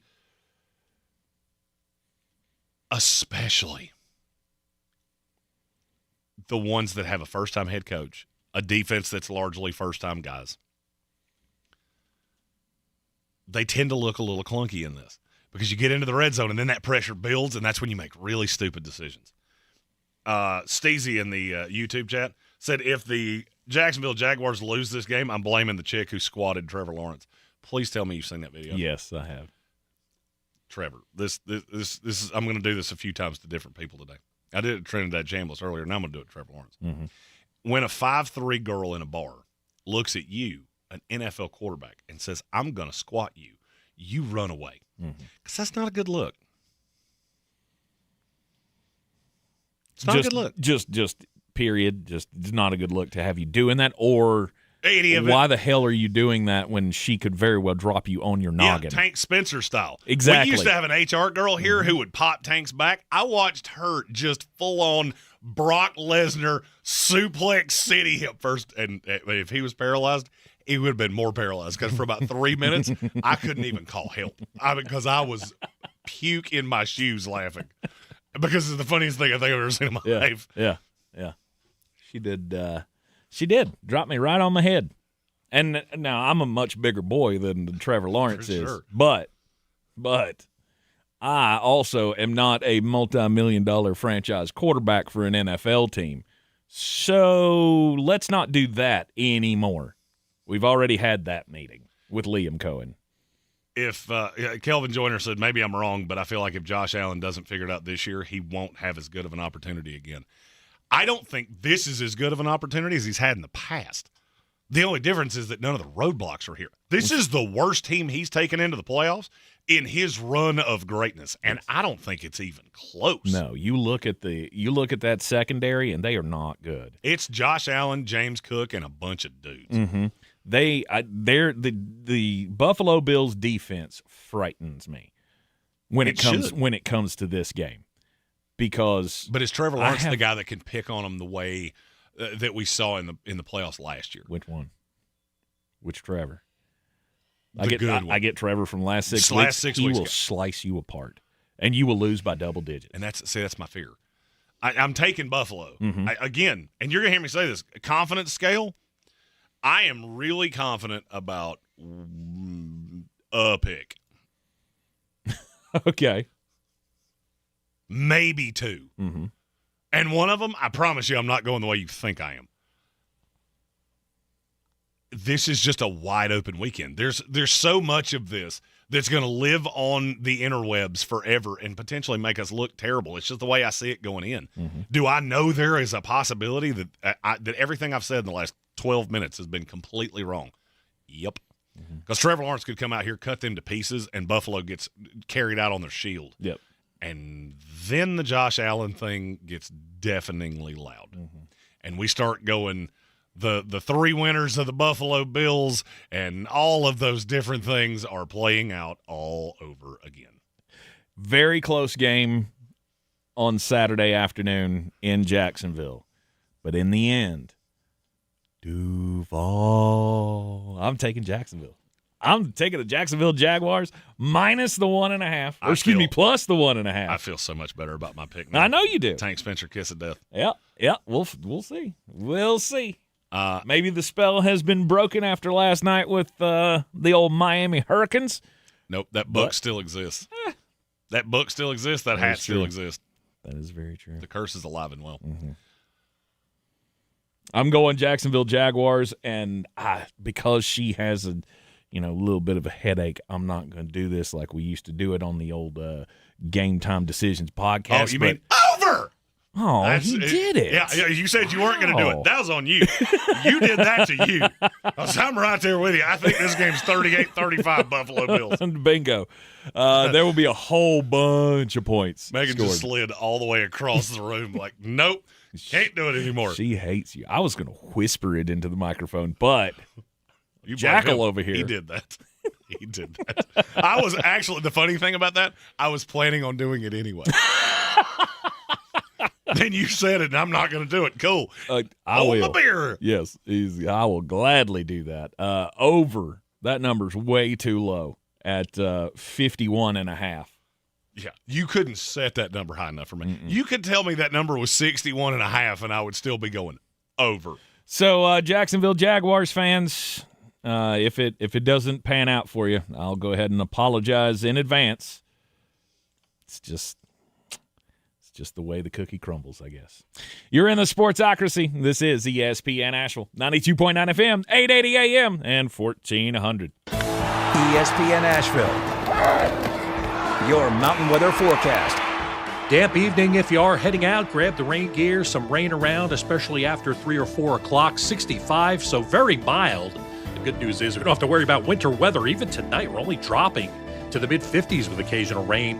Tomorrow, occasional rain in the afternoon. It's scattered around, maybe even a thunderstorm, 65 degrees, and that could impact the Panthers game if you are heading that way. Cooler, drier air Sunday, sunshine 43. From the Weather Channel, I'm Ray Staging. This report sponsored by the experts at Howard Hanna Beverly Hanks Real Estate, the real estate leader in Western North Carolina. Howard Hanna Beverly Hanks Real Estate is not like other real estate companies. They're built differently. As the #1 family-owned real estate company in the U.S., proven expertise and personalized service delivers results. Let them show you how at Howard Hanna Beverly Hanks. Finding great candidates to hire can be like, well, trying to find a needle in a haystack, but not with ZipRecruiter. Its powerful technology actively finds and invites qualified candidates to apply to your job. So while other companies might deliver a lot of hay, ZipRecruiter finds you the needle in the haystack. See why 4 out of 5 employers who post a job on ZipRecruiter get a quality candidate within the first day. Try ZipRecruiter for free at ZipRecruiter.com/free. That's ZipRecruiter.com/free.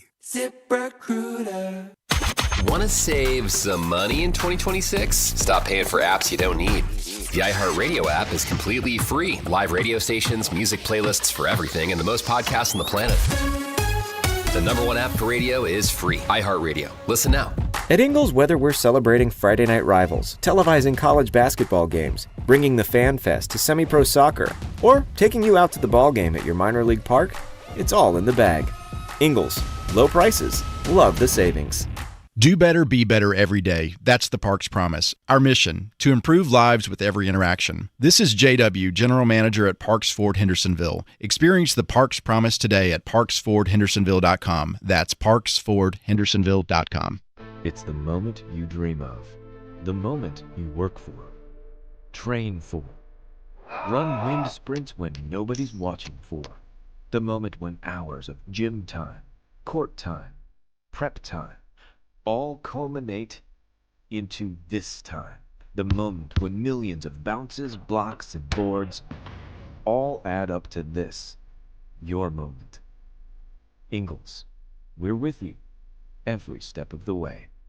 This football season, Bear Smokehouse Barbecue is where the fans feast. Catch every game Thursday, Saturday, Sunday, and Monday on big screens with booming sound, cold drinks, and the best barbecue in town. Bring your crew and tackle the game day grub package. A dozen wings, a pound of pork or chicken, a full rack of ribs, 3 pints of sides, and slider rolls, feeding 4 hungry fans. Whether you're cheering for touchdowns or just here for the ribs, Bears is the ultimate game day destination. Bears Barbecue in downtown Asheville, your home for football, where the fans feast.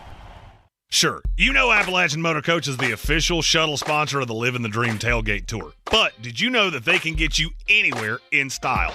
Weddings, bachelor or bachelorette parties, corporate gatherings, family reunions, Appalachian Motor Coach makes the ride part of the fun. Luxury seating, climate control, and none of the stress of parking or driving.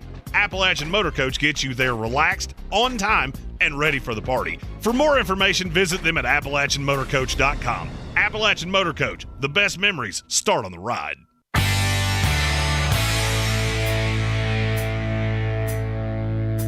The Sportsocracy. What are you people? On dope?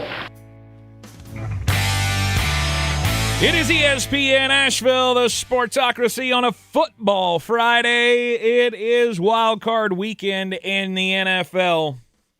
We have 3 games on Sunday. The next one on the list here. 4:30 on Fox. San Francisco 49ers against the Philadelphia Eagles. Confidence scale, 1 to 10. How confident are you in this game? 0. 42. 42. This is the one game that I look at and go, I feel pretty confident of how I'm taking this one. Okay. All right. I've got 0 clue about how this is going to shake out because I, am not a big believer in the San Francisco 49ers. Neither am I. I was listening earlier today, and I think DP was who I was listening to earlier, and they were going on and on about the playoffs this weekend, and he said, the LA Rams and the Seattle Seahawks and the San Francisco 49ers are the 3 best teams in the NFL. And I thought, no, you missed it. You added one team there that did not need to be mentioned. I don't believe San Francisco is a great team. They're not a bad team. No.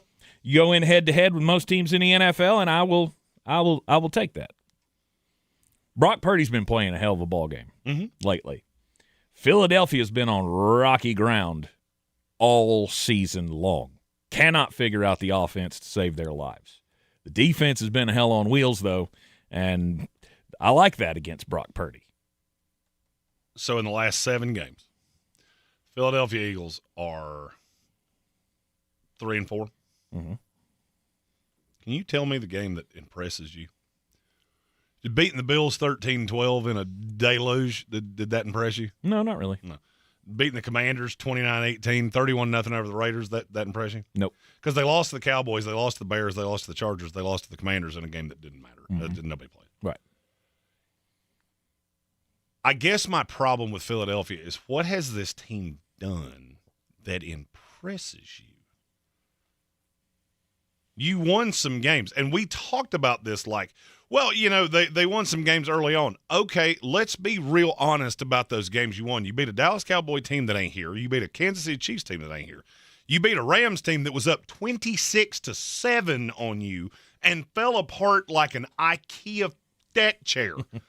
You beat the Buccaneers who aren't here, the Vikings who aren't here, the Giants who aren't here, the Lions who aren't here, the Packers who are, by the grace of God, the Raiders, the Commanders, and the Bills. You've beaten 3 playoff teams this entire year, and 2 of them are on life support. Mm-hmm. I'm sorry, it's not impressive. If you took the eagle off the helmet, if you just sterilized this completely, and I gave you a blank game film with no logo, are you impressed by the Philadelphia Eagles? No. If I sterilized it and took the logo off the helmet of the San Francisco 49ers, are you impressed by them? No. I am. I mean, offensively, I am. Your defense sucks. They Straight have their up, that's me flaws. being as nice as I can. The San Francisco 49ers defense is awful. Right. Power rankings in the NFL, San Francisco's defense is 24, according to Vegas. Mm-hmm. That's bad. I still don't think it's bad enough for Philadelphia to figure out their offensive problems, because you've got to be able to run the ball. This is the issue I've had with this all year long. This gets into rudimentary basics of why is Jalen Hurts in shotgun so often? You can't run out of it. You've tried for 2 years, and it does not work. So why do you keep doing it? The only answer I have is because your offensive coordinator is a moron. Mm-hmm. He's so beholden to doing this his way because he's got his chance, and he's waited his turn, and his number was called in Philadelphia. He refuses to acknowledge what the rest of us see as clear as the nose on all of our faces. San Francisco's the better team here. I don't even think it's debatable. If you want to say they're close, okay, I'll listen to it. I don't agree with you, but I understand how you got there. I'm catching 5.5 points in Philadelphia in a stadium that, mind you, if Philadelphia has a bad quarter, the stadium will turn on them. They will boo them out of the building if what I think happens here happens here. Mm-hmm. I'm taking San Francisco plus the 5.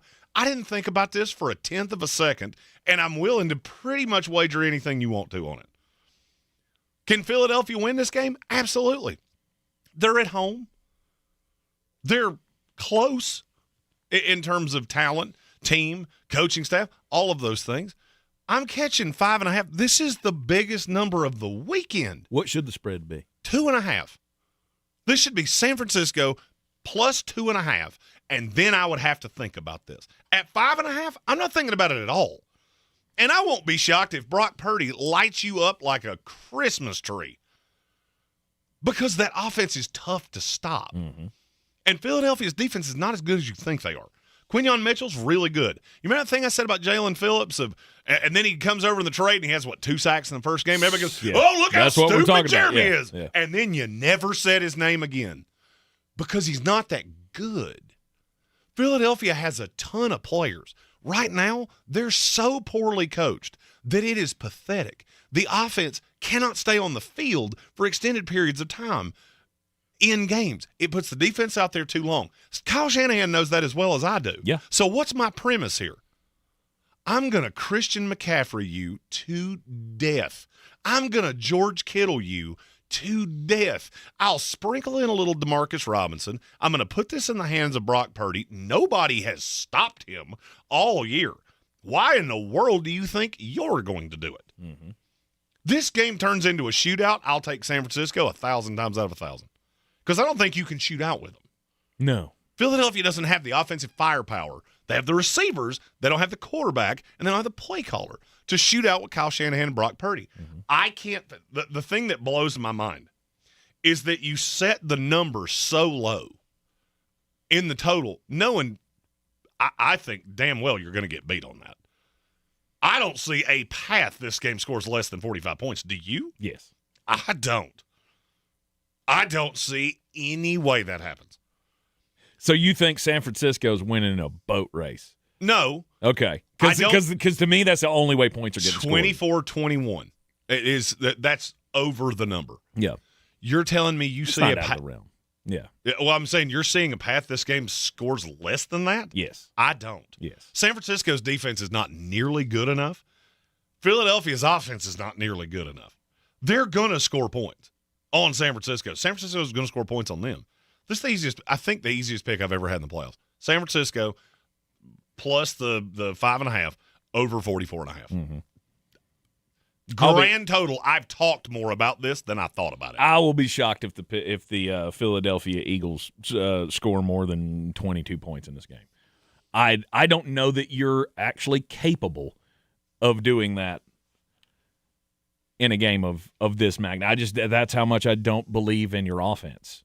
And the play calling is terrible. And I don't think San Francisco is going to set the pace. Because to me, that's the only way that this happens. The only way that this game starts to get out of control, shootout-y, as you said, is if San Francisco comes out, hair on fire, gets up, maybe big, right? Gets 2 scores or something. And then you have to start opening up the playbook. It might be the best thing that they could possibly do for the Philadelphia offense, but I don't know that you can orchestrate that. But I don't think you're going to do that on this defense. I think points come at a premium in this one. So you're on the over. I'm on the under, 44.5. And there's no way I could take the Philadelphia Eagles. You put this number at a dumb position. That's why I asked you, because my answer was at the most generous, it should have been 3.5. If it was a field goal, I'm taking San Francisco, period. Yeah.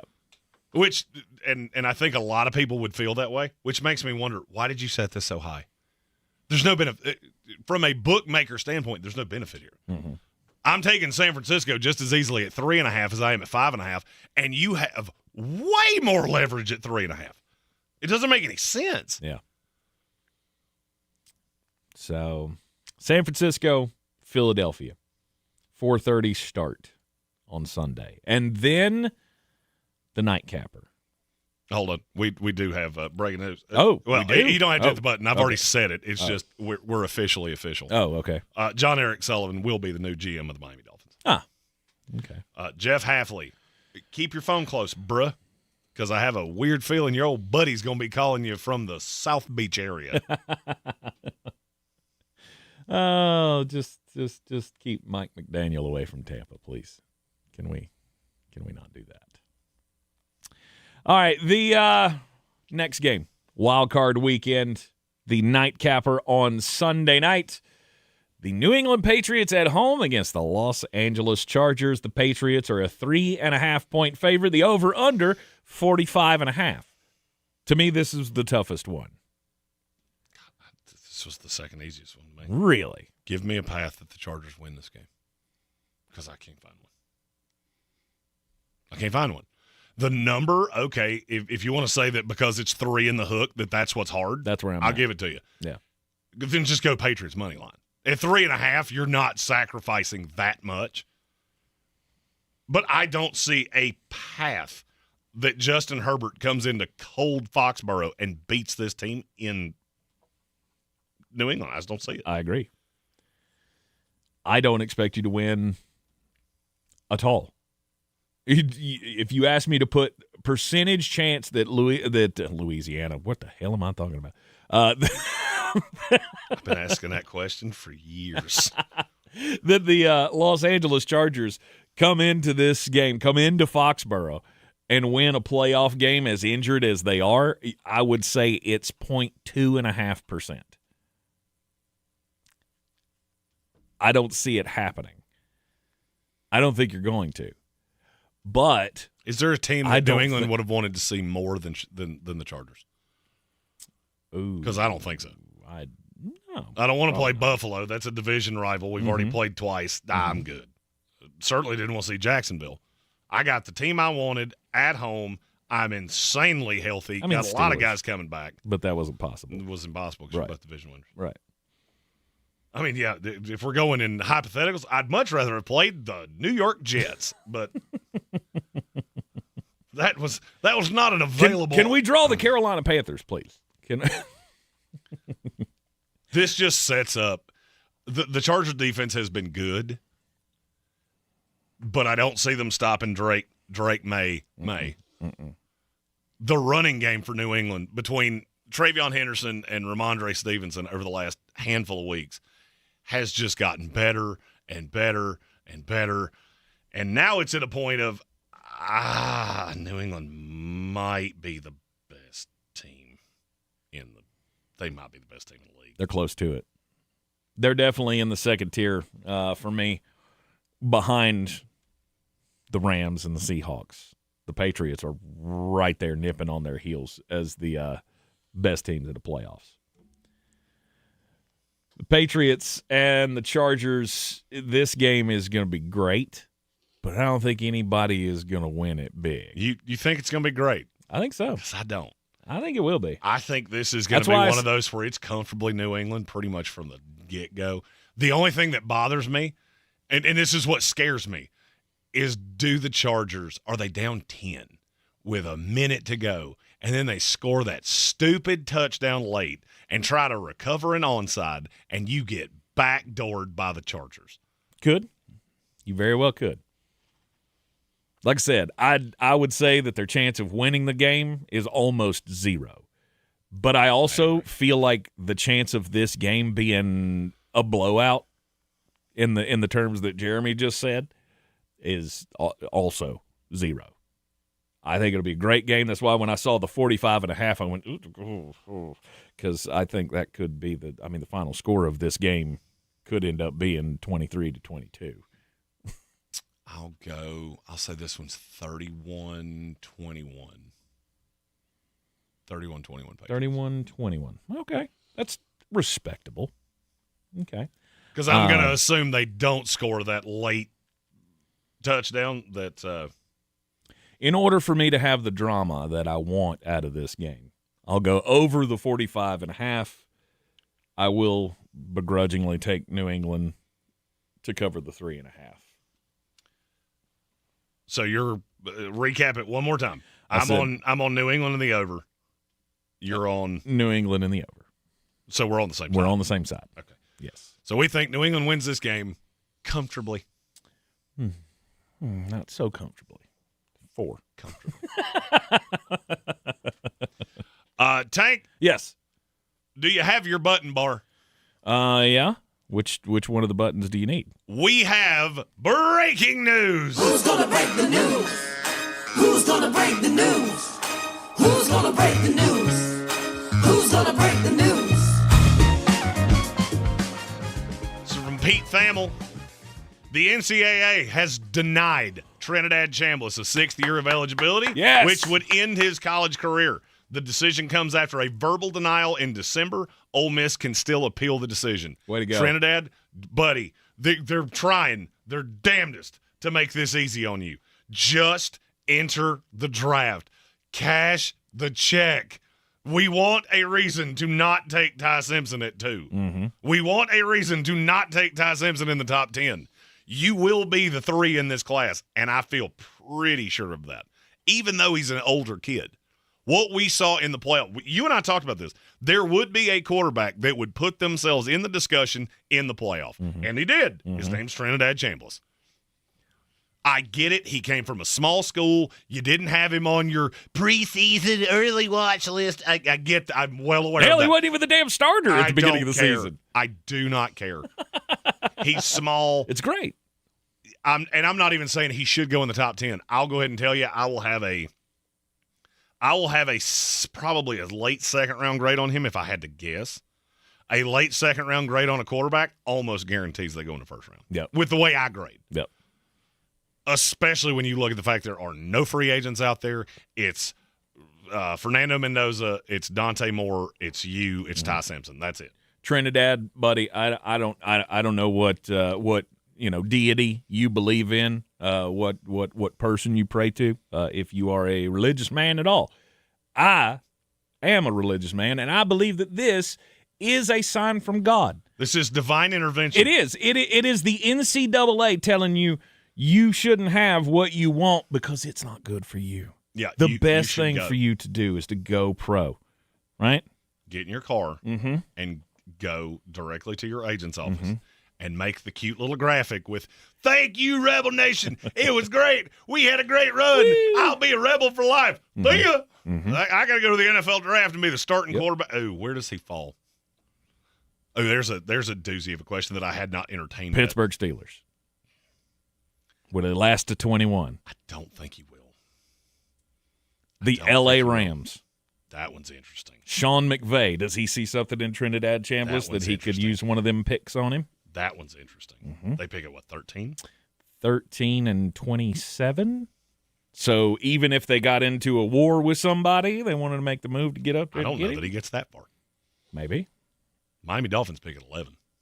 Ooh. That could be a thing. Depending on who the new coach is. Mm-hmm. I mean, if it's Jeff Hafley and it's we got to find somebody to work with Trinidad, because I don't personally see a path he goes in the top 10 unless it's Cleveland. Yeah. And I don't think with the same GM you can do that. You used a 3 and a 5. I know those are lower picks, but use 2 of them on quarterbacks. And now what are you going to do, cut one of them? I just don't think you can do it. No. They can deal one. So his range of outcomes, and this is considering Dante Moore does declare, and I believe he will, but, man, there's a lot of smoke that he won't. His range of outcomes would be Miami at 11, the Rams at 13, the Jets at 16. Don't undervalue that the Jets could fall in love with somebody or even trade down. Yeah. If they're in love with Trinidad. I don't know. This just came out. Minnesota at 18's not uninteresting. Carolina at 19's not uninteresting. No way. I don't think there's any way. I mean, barring catastrophe tomorrow in the playoff game, I think I think you have to be locked into Bryce right now. Well, I mean, the thing is, if Bryce was on the open market, and we're going down a rabbit hole. Yeah. If Bryce is on the open market, do the Los Angeles Rams go, well, we can make a deal here. Possibly. Maybe a 2 and Bryce for 29. Mm-hmm. Is that enough for me? Because it would be for me. If I'm in love with Trinidad Chambliss, I get an extra second-round pick, or I get an extra first-round pick, and I get to move in another direction. That could be enough. Yep. Trinidad Chambliss, welcome to the 2026 NFL Draft. It's going to be an excrement show, bro. Although he says he's going to appeal. So it's weird. He ain't going to win. You're in the Sportsocracy, and this is ESPN Asheville. ESPN Asheville. Your mountain weather forecast. Damp evening if you are heading out. Grab the rain gear. Some rain around, especially after 3 or 4 o'clock. 65, so very mild. The good news is we don't have to worry about winter weather. Even tonight, we're only dropping to the mid-50s with occasional rain. Tomorrow, occasional rain in the afternoon. It's scattered around, maybe even a thunderstorm. 65 degrees, and that could impact the Panthers game if you are heading that way. Cooler, drier air Sunday. Sunshine 43. From the Weather Channel, I'm Ray Stajic. This report is sponsored by Mattress Firm. The once-a-year sale and clearance is here. Upgrade today with Mattress Firm's quality selection of top brands. Let their sleep experts find the perfect bed to help transform your nights. They make sleep easy. Starting Monday, this is what you'll sound like after winning $1,000 in bonus bucks. Oh my goodness! Oh, nice. I can't believe it. Get ready to win right here. Win $1,000 on ESPN Asheville. Looking for a career with stability and purpose? NC Department of Adult Correction is hiring correctional officers statewide with benefits, paid vacation, and opportunities to grow within the field. Learn more. Visit dac.nc.gov/cojobs. This is Jim. Hello. Jim started advertising with iHeartRadio way back in April. And now I have customers out the door. And this is Sarah. Hi. She started putting a portion of her marketing dollars in podcasting back in June. Business is booming. That's why I'm working on a Saturday. Want to be like Jim and Sarah? It's easy. All you have to do is own or manage a business and reach out to iHeart. Get started today at 844-844-iHeart or iHeartAdvertising.com. News, weather, traffic. It boils down to the economy. Proud recipient of the 2025 Small Market Service to America Award. News Radio 570 WWNC, the voice of the mountains. Clarissa sells WNC as the #1 team in Buncombe County. We have the customer service experience to assist you in achieving your real estate goals. Our team offers something that 90% of listings in our market won't have: Zillow Showcase. Check us out at clarissasellswnc.com. At Ingles, whether we're celebrating Friday night rivals, televising college basketball games, bringing the Fan Fest to semi-pro soccer, or taking you out to the ball game at your minor league park, it's all in the bag. Ingles, low prices, love the savings. I'm Coley Duffy. I'm Cody Ward. And we're the Chainsaw Brothers. Actually, we're cousins. A few days after Helene, we was in the driveway having a couple beers, waiting on the power to come back on. And we heard so many people calling, needing trees removed, and couldn't afford it. So I called my dad to borrow a chainsaw, and over the next few months, we cleared trees for our neighbors. Our business was born out of wanting to help Western North Carolina get back on our feet. We are fully insured and licensed. We keep our promises, meaning if we say we're going to be there, we'll be there. In these parts, we live how we were raised. When you call the Chainsaw Brothers, you're not a customer, you're family. We're good at what we do, and we do it for a reasonable cost. For all your chainsaw needs, call the Chainsaw Brothers. 828-316-1013. Or find us on Facebook. See how we treat our family. Are you still covered up with storm damage and debris? Call us about our daily rates at 828-316-1013. That's 828-316-1013. We're the Chainsaw Brothers, and with our neighbors, we are Western North Carolina strong. Woohoo! ESPN Asheville, broadcasting from the Ingles studio at Radio Ranch. Log on to ESPNAVL.com and make us your number one preset on the iHeartRadio app. ESPN Asheville, number one for sports coverage in the mountains. This is J.W. Whitley, General Manager at Parks Ford of Hendersonville. Our value of commitment, committed to you as our customers and the community that we serve. To do better, be better every day. That's the Parks Promise. Experience the Parks Promise today at parksfordhendersonville.com. Sure, you know Appalachian Motor Coach is the official shuttle sponsor of the Living the Dream Tailgate Tour. But did you know that they can get you anywhere in style? Weddings, bachelorette parties, corporate gatherings, family reunions, Appalachian Motor Coach makes the ride part of the fun. Luxury seating, climate control, and none of the stress of parking or driving. Appalachian Motor Coach gets you there relaxed, on time, and ready for the party. For more information, visit them at AppalachianMotorCoach.com. Appalachian Motor Coach, the best memories start on the ride. Asheville's number one sports station, ESPN Asheville, WPEK, W225CJ Fairview, WMXF Waynesville, an iHeart radio station. Guaranteed human. Live from the Ingles studio. I can't wait to play with myself every day. The Sportsocracy. Damn the devil to hell! Let the big dog eat!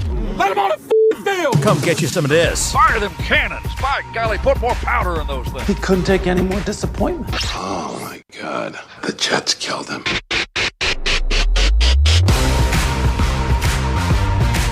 We are back at the Sportsocracy on ESPN Asheville, 92.9 FM, 880 AM, and 1400. The Sportsocracy, heard everywhere you go on the iHeart Radio app, seen everywhere on YouTube. Just go to thesportsocracy.com, click the live video link, subscribe to the channel. Join us in the chat. Be sure as well to subscribe to the channel so that you get the alerts when we do extra stuff, because we're going to be doing some extra stuff tonight. Tune into the YouTube stream. We're going to be doing one of those fun little live reaction, uncensored videos for the college football playoff. If you're out and about in your car tonight, got stuck working or something, or if you're an Uber driver or something that you got to work, put in some get some cash tonight in that realm. Take some drunkards to their place of dwelling. Flip it over to 92.9, 880. Or 1400, depending on where you are in the metro. And you will be able to hear tonight's college football playoff semifinal game between Indiana and Oregon. But if you want the funny, uncensored live reactions, that's where you find us on the YouTubes, the Sportsocracy. That on is all we. The social medias. That's right. We are the. That's right. It is also Wild Card Weekend in the NFL. Wild Card Friday. And we've covered all the games except for the Monday night game. Houston Texans, Pittsburgh Steelers. Monday Night Football in Pittsburgh. Do you care that it's in the playoffs? Pittsburgh Steelers pretty good on Monday Night Football at home. Just wanted to throw that out there since I had completely forgotten about that since their last Monday Night Football game where we were notified that, oh, yeah, they haven't lost one of these since, I don't know, the first Bush was president. It actually was. It was like 93, wasn't it? No, it was 94. Oh. It was the second year of Clinton. I did not have sexual relations with that woman. We weren't quite there yet, but. It's been a long time since Pittsburgh lost on a Monday Night Football at home. Yeah, we were at full. I did not inhale. No, I didn't. I didn't do it. Couldn't do it. Wouldn't do it. Wouldn't be prudent this juncture. Oh, wait, that was the one before me. She didn't either. Houston Texans and the Pittsburgh Steelers. Houston's a 3-point favorite on the road, and give me the Houston Texans because I don't care. I don't care that's on Monday Night Football. I'm not falling for this juju. Go ahead. Oh, I'm taking the Pittsburgh Steelers. I'm taking them winning this game outright. Are you? Yeah, I'm taking them winning this game outright. This sets up. If I were a Steeler fan and I had asked for a better way for this to go, I don't think I could have, because I found the one-dimensional team in the playoffs. I also found the one team that only really has one high-level down-the-field threat. Now, you have to not go zero safety. Hey, let Nico just run right by me. I'll take the under because I think this is first one to 17 wins. Mm-hmm. And I think the Pittsburgh Steelers are going to win this game. And I think they're going to win it for Aaron. Wow. I really do. Okay. I think you will see. I still don't buy Pittsburgh. I still think they will get beat by whoever they play next week. I do have a weird feeling that Pittsburgh's winning this game. Okay. And it's not even that I don't like Houston. I do. I think C.J. Stroud has not gotten enough credit for what they have done this year. The pass rushers are incredible. There's a lot to like here. I hate how this lines up. Styles make fights. This is not who Houston wanted to see in Pittsburgh, and it is 1,000% who Pittsburgh wanted to see. It's the only team with 2 weak tackles in the NFL. Still remaining. So I should be able to win to get home on C.J. Stroud on both sides. Okay. All right. I feel like Houston's got too much working for them in this scenario. I feel like this has been this has been a little bit of a roller coaster of a year, and I think that defense tees off on Pittsburgh. I don't disagree with you on that. I think it's close. I think it's going to be. I don't want to say gritty because I feel like there's going to be moments where it's clear one team is a little sprier than the other one. This game's going to be played between the 30s. That's just how I see it. Yeah. I think Houston. I said this a few weeks ago. It is really hard as a team in the NFL if you're going to try to win by just being so good defensively. It's hard to do that when you can't run, and they can't run at all. Mm-hmm. They're too bad at that for me to be all that worried about you. Because if I'm Pittsburgh, I don't have to stack the box. I can put 6 in the box, and I'm going to hold you under 4 yards of carry, and that's enough to put you behind the chains. Then it all goes on C.J. Stroud. It's going to be cold. It's in my stadium. Mm-hmm. The tackles are not great. Mm-hmm. My pass rushers are going to get home, and all I need him to do is make 2 mistakes that are ill-timed, one that leads to an Aaron Rodgers touchdown, one that leads to a Chris Boswell field goal, and I'm going to be at home with a win by the time the day switches. That's how I feel. Okay.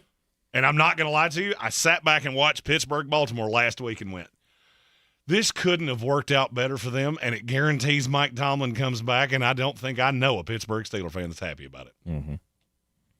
But if you hear how they were talking to Aaron after the game, it shows. They do this weird thing where that guy right there. None of them ever say each other's names. I love that guy right there. And then I noticed that they have done it for a while. There is some kind of weird bond here with Aaron Rodgers because he didn't get all his guys. It's really Marquez Valdes-Scantling and nobody else. Mm-hmm. So these guys have embraced him, I think, because it's the first time they've looked under center and gone, I believe in that guy a little bit in 10 years. That is a fair analysis.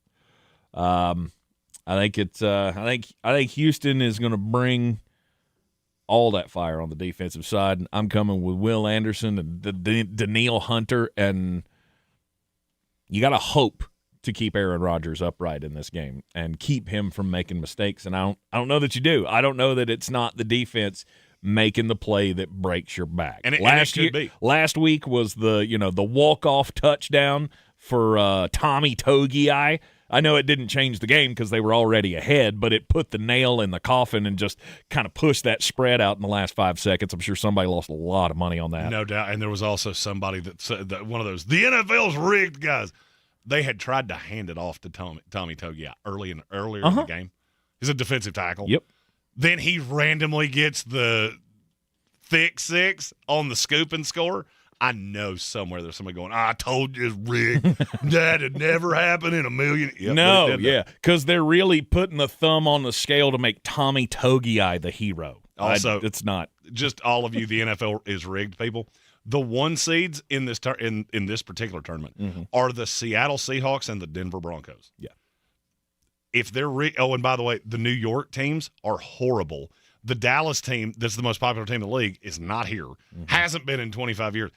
If they're rigging this, they are so bad at it that they should just start letting it play out because they're terrible at this. Yeah, weird. They haven't learned anything in the last 10 years because I can remember us talking about that when the Denver Broncos and the Carolina Panthers were the number 1 seeds. Stop it with that. We're this close to a Seattle Supersonic. I don't even know where that came from. Sean Kemp, baby. A Seattle, so it wouldn't be Sean Kemp. Rain Man. I think he's got 5 to 10. He got in trouble, didn't he? I think he got arrested. Yeah, he did. We're this close to a Seattle Seahawk, Buffalo Bills Super Bowl, or Houston Texans, or Denver Broncos, Jacksonville Jaguars. That's the worst one. That's the one. Seattle Seahawks, Jacksonville Jaguars. And that's realistic, too. Woof. Woof. Just don't have it in Jacksonville ever again. They may have to with that new stadium. We'll just have to wait and see. So I'm taking Pittsburgh. Yeah. Plus the 3. Okay. I will go under the 38.5. Okay. I'm going Houston Texans minus the 3 over the 38.5. I think that shocks me. It doesn't shock me at all that you're taking Houston. It does shock me that you're taking the over. There is a part of me that believes that this could be a big spread. You think this could be a keister kicking? I think it could be. It could. I think it could get out of control if it gets away from Pittsburgh. If it's close, I think Pittsburgh wins it. If you tell me it's a blowout, I'm completely wrong, and Houston wins it 31-3. Yeah. It's a small part of me. But I do think Houston will win the game. Will end the mystique of Monday Night Football, and it'll be they win Monday Night Football every time it's played in the regular season. Because they'll lose this one in the playoffs. I'll take Houston and the over. Not way over, just over. Just over. Yeah. More than 38.5. Right. Might be 39, but it's more than 38.5. All right, that works our way through all of the wild card games. That means it's time for the Daily Draft. When we come back, who does this week 10 days. work? Who does this 10 days work better for? Who's this mean more to? Who's under the most pressure, so to speak, that's still alive in the college football playoff or the NFL playoffs? Daily Draft is coming up next here on ESPN Asheville. The iHeartRadio app now has presets. Just like in the car. You're our number one. Make us yours. ESPN Asheville, the mountain's favorite sports station, streaming 24/7. Your home for the Sportsocracy. Weekdays at noon. The Tar Heels and Atlanta Braves baseball. Dan Scott here, inviting you to check out my new show every Sunday, 8 to 9 a.m. here on ESPN Asheville, where we bring sports and faith together. The Dan Scott Show, 8 a.m. Sundays on ESPN Asheville. Jesus didn't live passively. He lived on a rescue mission. As we step into the new year, the Daily Pursuit with Tim Tebow podcast reminds us that God has called us to more, to live on purpose and rise as conquerors. As followers of Christ, we're called to do the same because discipline may be painful in the moment, but it produces a harvest of righteousness and peace. Open your free iHeartRadio app, search The Daily Pursuit with Tim Tebow, and listen now. Over 50,000 police officers are assaulted each year. Help police by not escalating. Address any complaints after the encounter. Comply now, complain later. Keep everybody safe. This message brought to you by the National Police Association. Learn more at nationalpolice.org.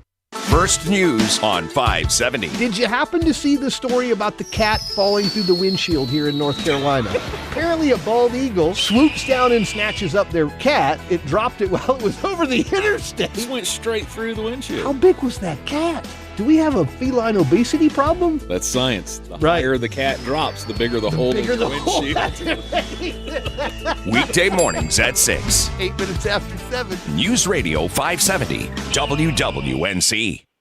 Selling your home? Don't settle for average. Our real estate team at Clarissa Sells WNC and eXp Realty offers Zillow Showcase, an exclusive AI-powered listing experience available to just the top 10% of all listings in our area. With immersive media, cutting-edge design, and elevated marketing, Showcase listings, they go pending quicker and sell for up to $9,000 more than standard listings. Ready to stand out in a crowded market? Give our team a call today, 828-774-6343, because your home deserves the spotlight.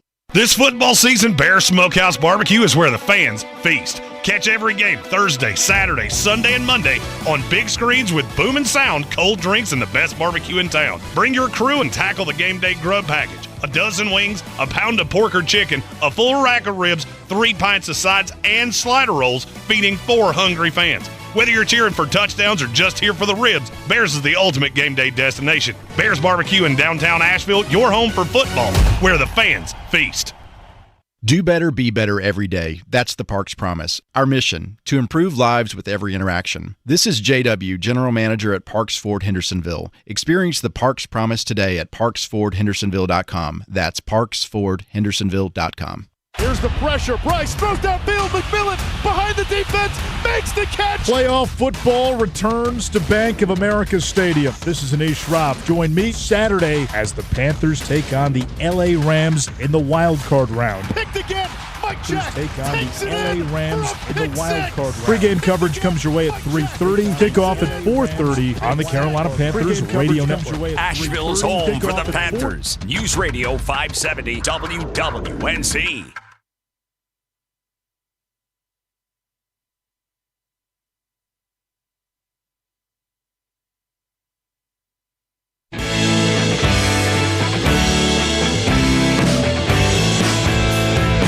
The Sportsocracy. What are you people? On dope? And welcome back into the Sportsocracy here on ESPN Asheville, 92.9 FM, 880 AM, 1400. Time for the Daily Draft. Jeremy Green, today we decide who is this week, or this weekend, I guess, more important for. Most important for. So the bumpers here. Anybody that's still alive in the college football playoff, or the NFL is on the board. It can be a player, it can be a coach, it can be an owner, it can be a fan base, it can be whatever you want. Okay, I don't care. All right. Number one pick. I'll take it. Oh, okay. You who?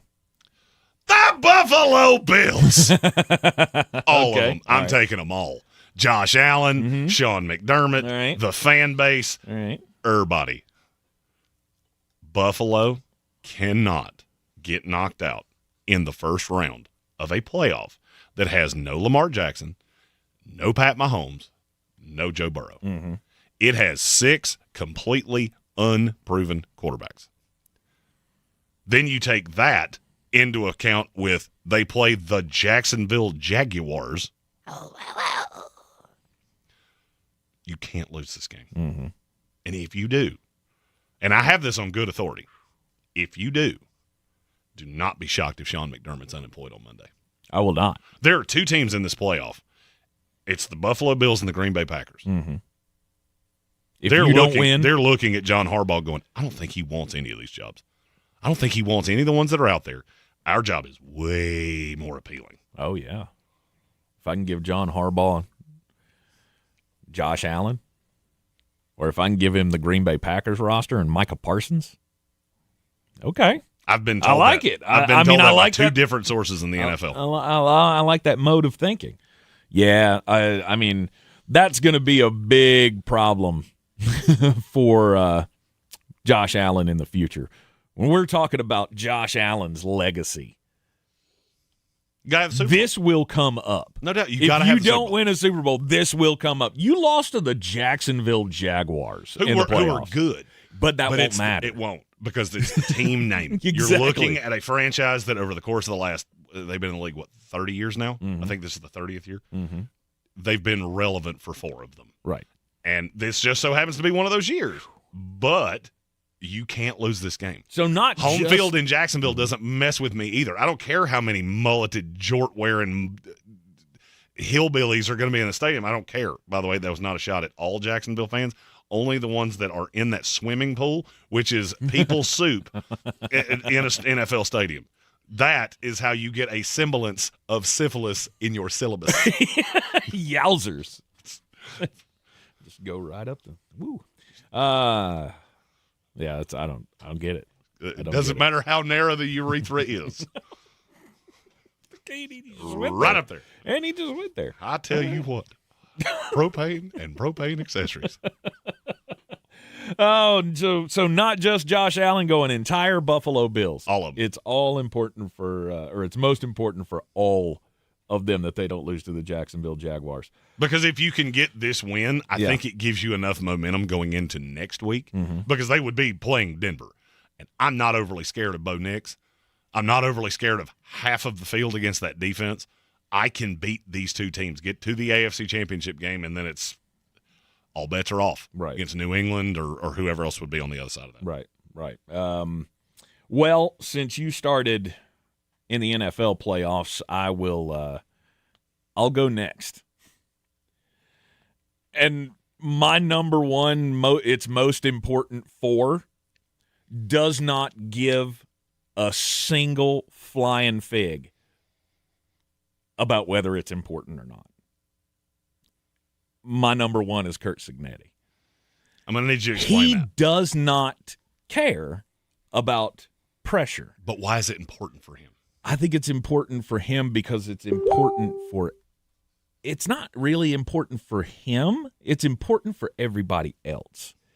If there were any other coach in college football that had taken his team to the college football playoff – the losingest franchise or program in Power 4 football. In back-to-back years, and had his team as the number one seed the second year that he took them there. Oh, by the way, this is just the second year he's been in the program, right?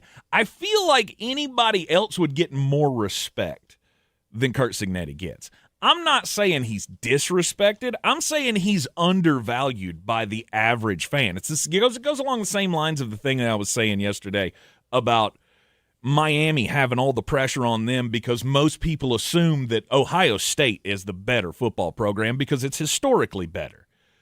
I think that this kind of translates to Indiana. Nobody respects this. How many clips have we seen on TikTok of people going, who cares about Indiana football? Oh, Indiana's just going to fail because they're Indiana and that's what they're going to do.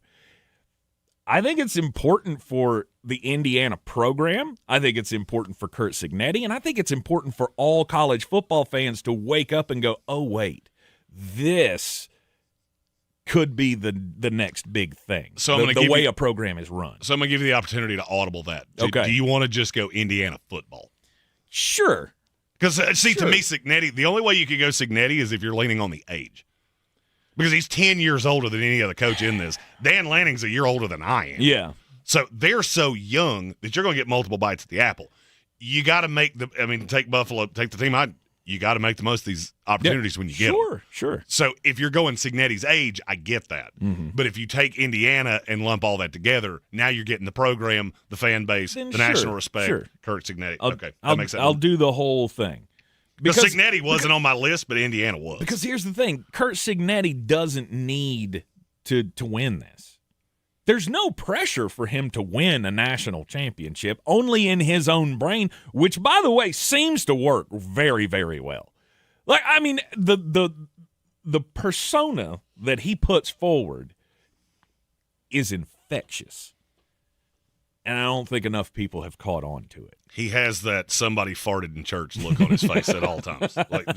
And I respect that. I respect that out of coaches. Roy Williams. You remember how just crappy Roy Williams used to be about a team that was like 30-4? Oh, yeah. Just never running content, them. never satisfied. No, running them up and down the court, and just these are all the things that we do poorly, and just continually putting that pressure on us. Now, I don't get that as much pressure vibe of Kurt Cignetti on his players, but I think it's kind of comparable. Cignetti has that really pushing my kid to be the best that he can be. We lock ourselves in the room. We don't listen to outside noise. It's us against the world. Which is why he's such a fantastic coach. I love playing for Kurt Cignetti. Thank you, Fernando. So I'll do the Indiana program, and then and we're doing I actually just want to go to the other side of the ball and go to Oregon. That was my two. Because you're in the similar position of the Buffalo Bills of if you were ever going to seize the moment, if you were ever going to win a national championship, this is your chance. Oregon's been nationally relevant for at least 20 years. You Yes. might be able to go further than that. They're a little bit. At this point, they're the glamour program that's left. Yes. Even above Miami, because Miami hasn't really been relevant to this degree in 20 years. Oh, yeah. Oregon has been for that entire duration, but you never got to the top of the mountain. Yep. You said something earlier this week when we came back and we had the matchups, and you went, "This is not interesting to me at all, and it's for non-traditional programs." Yep. You ready to unwind on that? Because right now with 3 teams left, I think this is the most interesting this has ever been, and I don't think it's even kind of close. Tonight especially. Tonight is fascinating. This is also a good time to say, if you would like to watch this game with me, and potentially Tank, I think you're joining in too. I will join in as we're going to connect this from the house, and we're going live watch party, y'all, and we can say the wordy dirties. Oh yeah. We're gonna have a couple of brews and watch the game, have some fun. Everybody chatting. We're gonna drink awesome. I'll drink the rest of the Fireball. I mean, we got to send some with Megan, because she didn't get enough last night. No, she's all about the Fireball. She is. She's like Megan Trainor about bass, about Fireball. She's all about that Fireball. If her arm was 3 inches longer, the middle finger she just shot at me would have just appeared from the side of the screen. It is. I think it's real important for Oregon to seize the moment here. You wanna get that respect, right? There hasn't been a national champion from the West Coast since USC. Mm-hmm. That's insanity. There hasn't been one west of the Mississippi, right? Since they're USC. all in the South. They're all in the North, and this is the West Coast's chance to be able to wave the flag and say we're the kings of college football for once. I don't think it's rather important for Dan Lanning. I mean, good God, that guy. He's so young. Right. Like, he's got so much more time in front of him. There is pressure to win, but it's not like if you don't win this game, we're going to start calling for your job. Like, it's funny you said that way. You think so? No. It's funny you said that way because of who my next pick is. Oh, okay. Because everything you just said about Dan Lanning, I can say the exact opposite about one Michael Ezekiel Vrabel III. Okay. So take all of the things that we said about Josh Allen and about Buffalo and not having the premier teams. Now realize that this will be the 3rd time that Mike Vrabel has brought a team in that surpassed expectations, but they were a 1 or 2 seed. And now you get the Los Angeles Chargers, who are absolutely killed injury-wise. Their quarterback's hurt. The offensive line's destroyed. You can't lose this game at home. Yeah. You can't lose this game at home because I'm telling you what will happen if you do. We'll come in here Monday morning, and the biggest topic on every national program will be, Mike Vrabel's a really good coach, but can he win the big game? Is he the one to lead this young franchise? I'm not saying anybody be calling for his head. No. But we're going to go backwards and start looking at the times that you have done this over the course of time, and we're going to start holding it against you. Right. Okay. So Vrabel is your 2, and then? I have 2 that are like right beside each other, and I'm trying to figure out which one you won't take. I'm going to stay on the other side of that same game. Okay. Jim Harbaugh. All right. Why is it important? He's getting older. Yeah. I mean, I think Jim's one of those that will be a lifer, and he does this until 6 weeks before he dies. Right. But continue. Yeah. He has not had a ton of success in the playoffs. And you're not even expected to win this game. But you're going up against a first-time quarterback in the playoffs, a young team that's surged expectations, and you just got to know, if you don't win this, the same thing's going to happen to you that I just said about Mike Vrabel. Right. Yeah, he got to that one Super Bowl, but he lost. And can he win the big game? I think that team's so killed that it's not going to – that gravy won't spill on his taters to the umpteenth degree. No. But it won't be good. Yeah, I'll be honest with you, I hadn't even thought of Jim Harbaugh yet. He was very high on my list. Who is it most important for? Because there will be it's hard for me to believe that we will start beating that drum. You know why you will? Why? Because the logo on the helmet. Yeah, because you had Dan Fouts, you had Phillip Rivers, you had Drew Brees, and now you got Justin Herbert, and you haven't won nary a thing. But does it matter with the broken hand? I Like don't the think limited people will remember offense, the tackles. If and it all was that. his throwing hand, I think people would remember that more. It's not. If I felt he were close to calling it quits and being gone and like this was the swan song, I might say that pressure was turned I up. don't believe that either. No. See, I think that's why I say I don't think there's that much pressure because he's going in with a completely injured team and a team that already, based on the injuries, has overproduced from what they should this year, in my opinion. Let me ask you a question. Yeah. The playoffs last year, what team went into it that was really injured? I don't remember. Yeah, nobody does. You don't tend to remember that year over year. Yeah. You'll remember it right now, and it'll give you the excuse. Right. I'll tell you the other thing that you mentioned, Herbert's hand. It's not his throwing hand. I think we have not all, and definitely not the wonderful, intelligent people that listen to this here program, but I think we have a lot of sports fans that are goofy goobers. And they think, well, I mean, his throwing hand's fine. No. So they don't realize how much goes into that. You can only hand off one direction. Right. You can only hand off with one hand. Right. You're not realizing how big of a deal that actually is. Sure. And I just he dropped it 3 times last week that I saw, and I didn't watch that game every play, so I mean I imagine it's a problem a lot. If Jim Harbaugh was the coach of the Jacksonville Jaguars, I would agree with you. Okay. He's the coach of the Los Angeles Chargers, and I don't. Okay. All right, fair enough. All right, you got Jim Harbaugh and Mike Vrabel. There is a name that you can say in your next 2 picks that will elicit me saying a bad word pretty loud. Is he a big old dum-dum? Actually, yes. Have we seen him be a big dum-dum in person? Okay, then it's not Nick Sirianni. I'm glad you said this one. He's not even on my list. Are you serious? The Super Bowl. You Yeah. won the Super Bowl, and I think that insulates you from this. I think this build is so broken that even if they lose to San Francisco, I don't think we're going to – it's not I'm trying to think of the way to say this the way it is in my brain. He's not going to get the credit if he beats San Francisco. We'll rail on San Francisco and Brock Purdy's contract and the deal with Brandon Ayuk and all of those things. So he's not going to get the credit that way. I don't think it's going to cede any blame from him.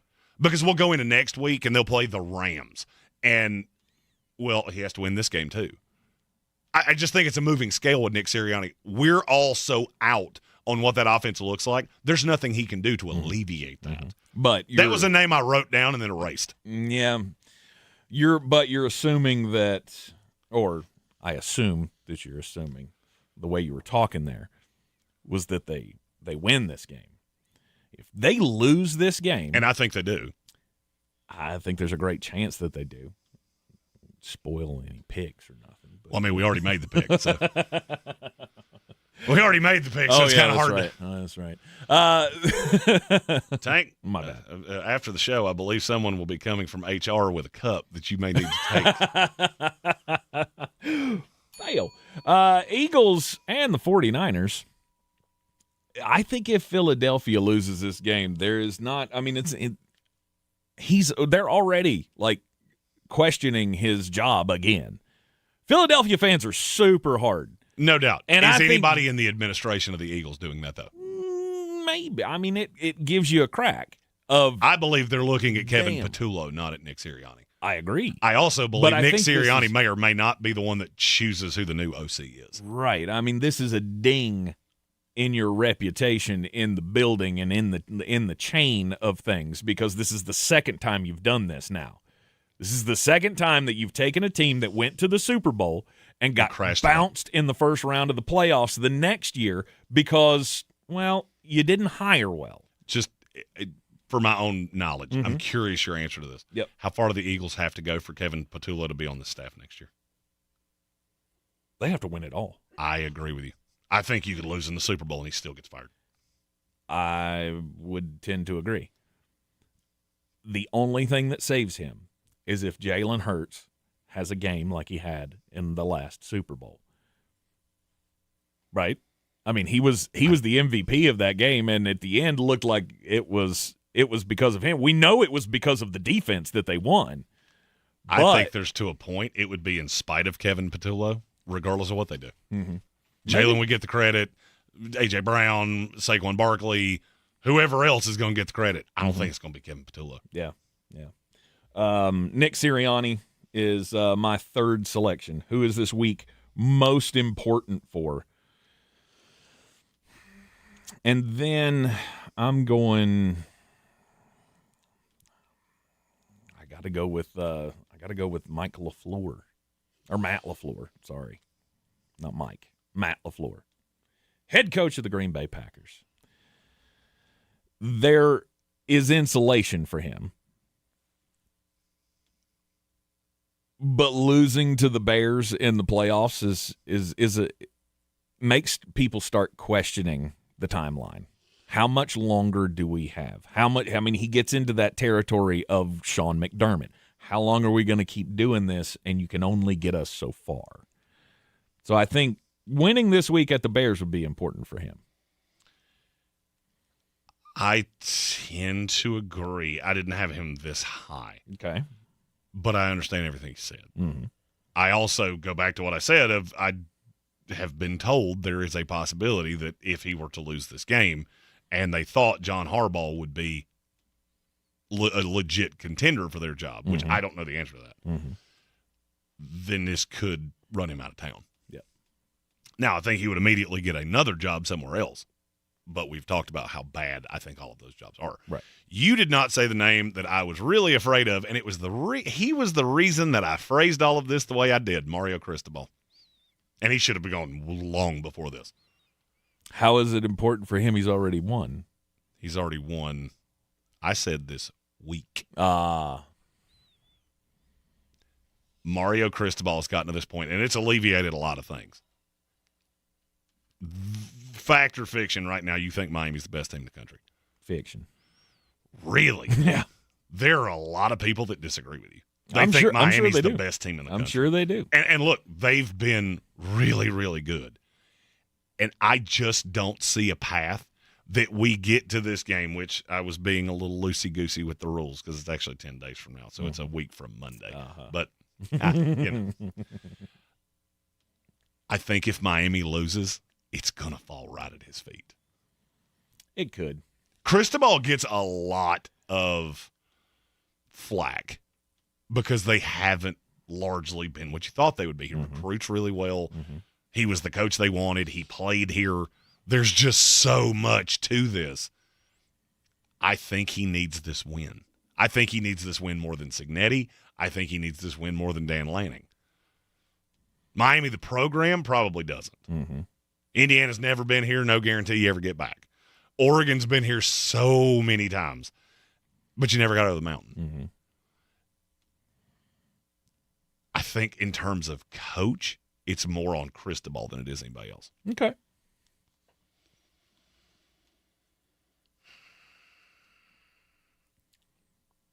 I'm going to go Aaron Rodgers. Okay. Aaron made such a deal about how bad everything was with the Jets. And yes, you've won a god-awful division. He talks about how much fun he's had. And, I might come back next year because this has been fun playing for Mike Tomlin with Pittsburgh Steelers. What happens if you get beat 41-0 on your home field? And I do think that's in the range of possibilities. Mm-hmm. I said in the last hour I think the Pittsburgh Steelers are going to win this game. I can't tangibly explain to you why I believe that, but I do. If Aaron Rodgers duds out here, this could be the last time we ever see him. Yeah. And I just have a funny feeling with he will not have played a game that's super nationally relevant in 5 years. Mm-hmm. And now you get a standalone game on Monday Night Football all by its little lonesome. What if it's just a turd? If it's just an unmitigated turd? If it is, that's going to be a problem. Yep. Yeah. You took an NFL quarterback that I don't think there's much quote-unquote pressure on. Oh, I think there's a ton on Aaron. He needs one big win to ride off in the sunset. Okay. All right. I can see that. I'm on another quarterback. It's Matthew Stafford. I think it's important for Matthew Stafford because who they're playing. Age and who they're playing. Will follow me down the path here of Matthew Stafford is leading a team, true or false, that we believe can win a Super Bowl. Fact. Okay. All right. Now, true or false, it was Matthew Stafford playing a huge role in how they lost this game to Carolina a month and a half ago. Fact. Sorry, you're asking me true or false. I keep saying fact Sorry. or fiction. Yeah. No, that's on me. I'm answering your question with the wrong word. I was gonna say, you want me to change it? I'll go. No, I don't. It doesn't matter. Okay. That's on me. I was sitting here saying true. It's true, not fact. Yeah. The fact still came out of my mouth. Fact or fiction? Matthew Stafford is 38 years old or 37 years old. Fact. How many more chances are you going to get to have a team that's expected to win a Super Bowl? I know that this team is going to be good as long as he's good. Mm-hmm. Right, he can be back here next year.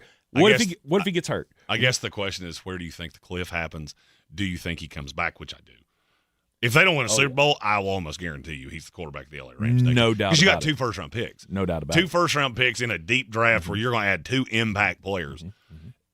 I don't see a way he doesn't lather this up again if they lose. I agree. Now, question is, what happens next year? He could get nobody knows. Things. Nobody knows what happens next year. And if next year, God forbid, something bad happens to Matthew on the field, that neck or that back or whatever at 38 years old kicks in, he may never get back here. He's already considered retirement how many times? 2, at least, in the last 4 years. There was no talk of it this past offseason.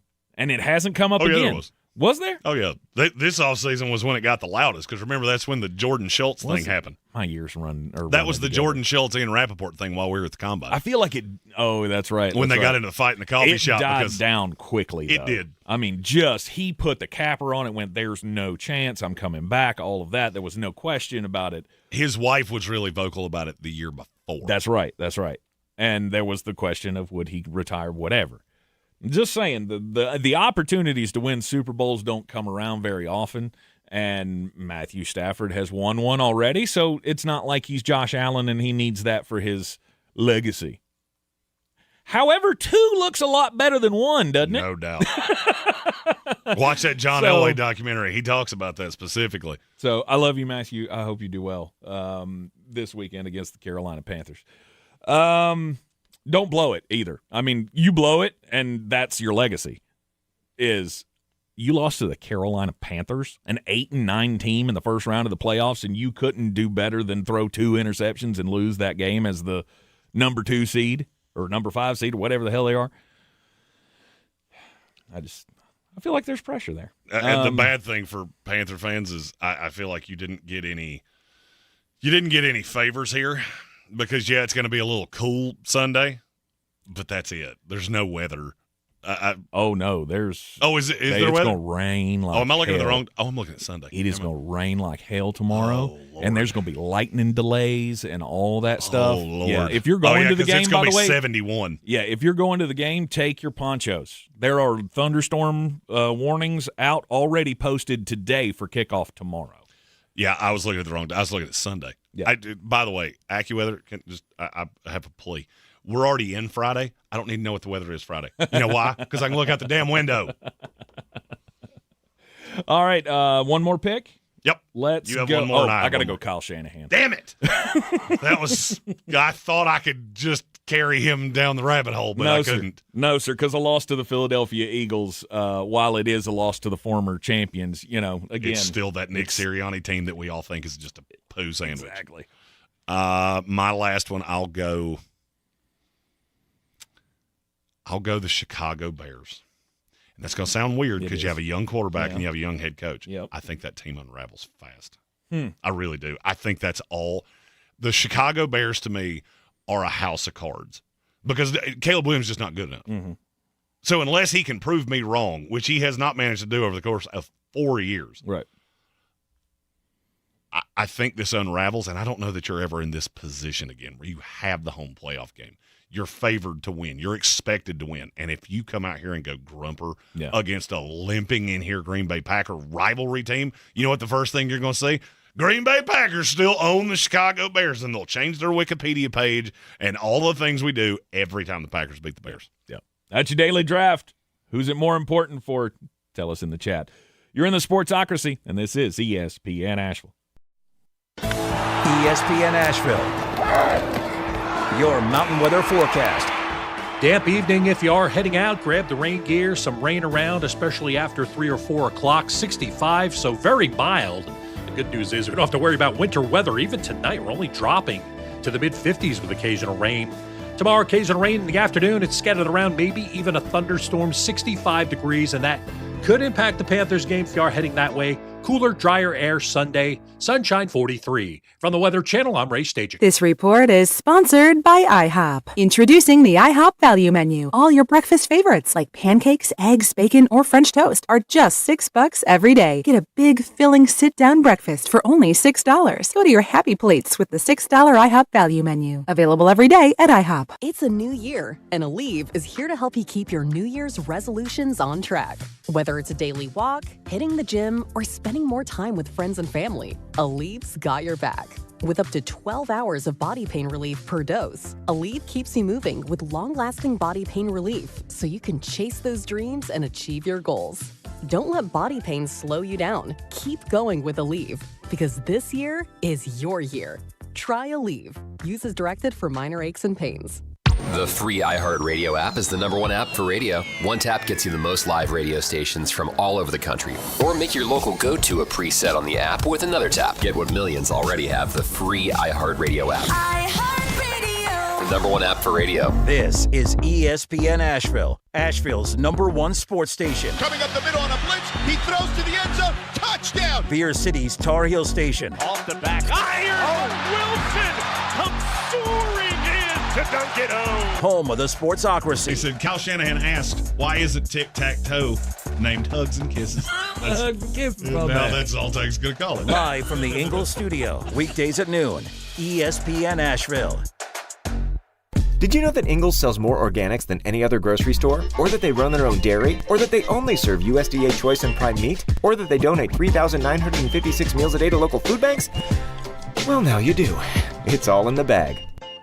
Selling your home? Don't settle for average. Our real estate team at Clarissa Sells WNC and eXp Realty offers Zillow Showcase, an exclusive AI-powered listing experience available to just the top 10% of all listings in our area. With immersive media, cutting-edge design, and elevated marketing, Showcase listings, they go pending quicker and sell for up to $9,000 more than standard listings. Ready to stand out in a crowded market? Give our team a call today, 828-774-6343, because your home deserves the spotlight. Mountain Graphics and Showtime Sports have teamed up under a new local owner to serve our community with the finest custom apparel and unique branded items at the best price. Mountain Graphics and Showtime Sports can customize whatever you, your team, or your local group may need with high-quality screen printing, embroidery, and laser engraving. Visit mtngraphicsavl.com or showtimesportsavl.com. That's mtngraphicsavl.com or showtimesportsavl.com for your local one-stop custom apparel shops. The iHeartRadio app now has presets, just like in the car. You're our number one. Make us yours. ESPN Asheville, the Mountain's favorite sports station, streaming 24/7. Your home for the Sportsocracy. Weekdays at noon. The Tar Heels and Atlanta Braves baseball.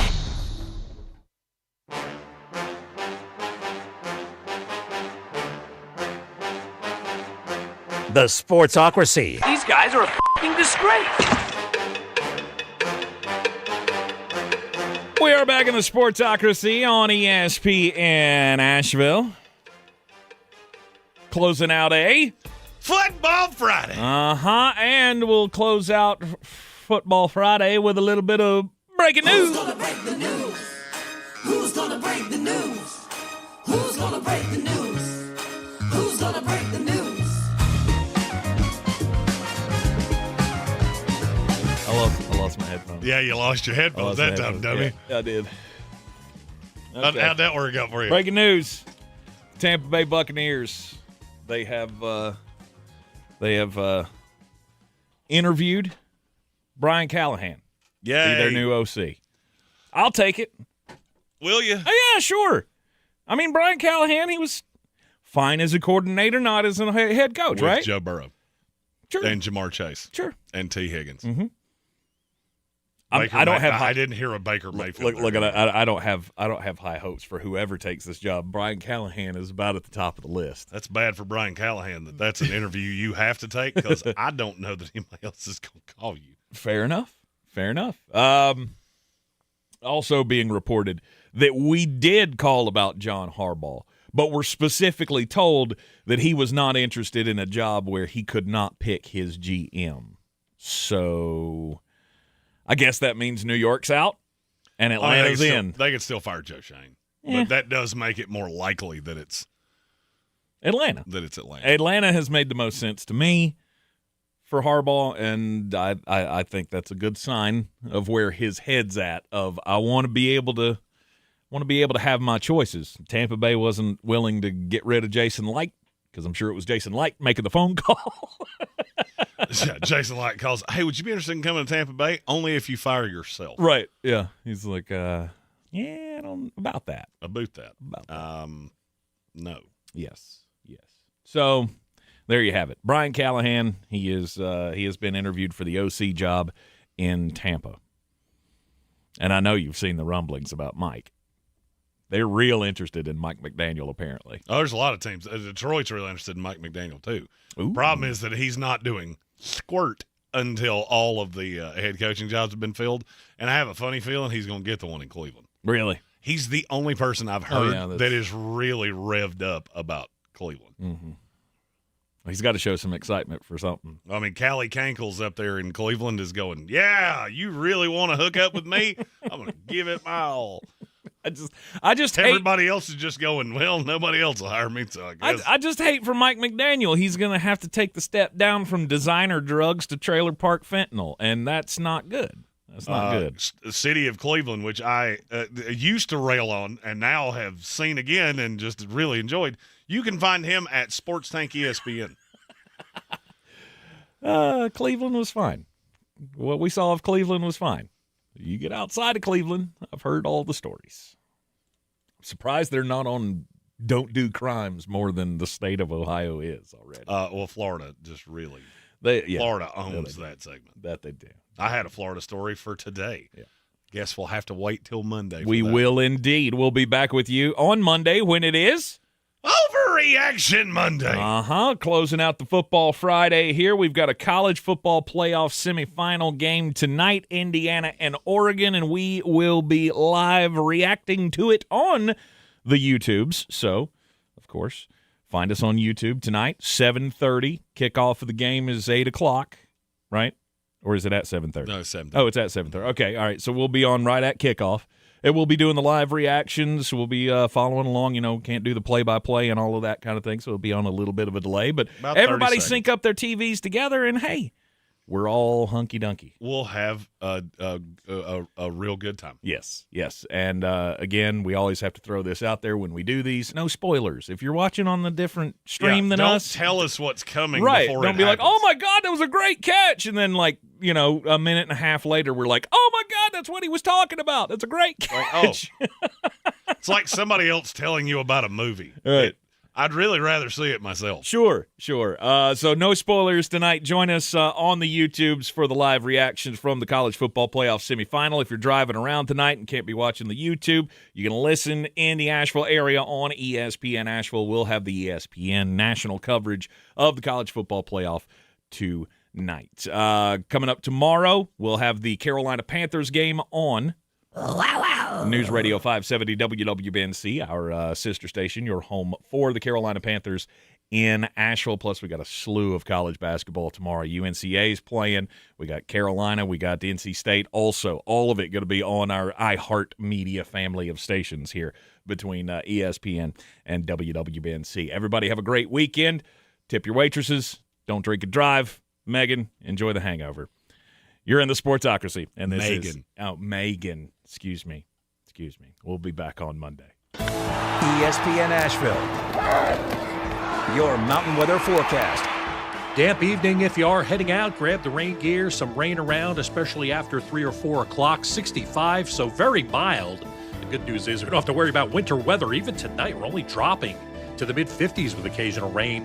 Tomorrow, occasional rain in the afternoon. It's scattered around, maybe even a thunderstorm, 65 degrees, and that could impact the Panthers game if you are heading that way. Cooler, drier air Sunday, sunshine 43. From the Weather Channel, I'm Ray Stajic. This report is sponsored by IHOP. Introducing the IHOP Value Menu. All your breakfast favorites like pancakes, eggs, bacon, or French toast are just $6 every day. Get a big, filling sit-down breakfast for only $6. Go to your happy plates with the $6 IHOP Value Menu. Available every day at IHOP. For more information about contests on this station, go to espnavl.com/rules.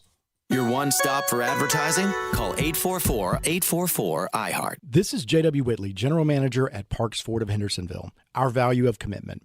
Committed to you as our customers and the community that we serve. To do better, be better every day. That's the Parks Promise. Experience the Parks Promise today at parksfordhendersonville.com.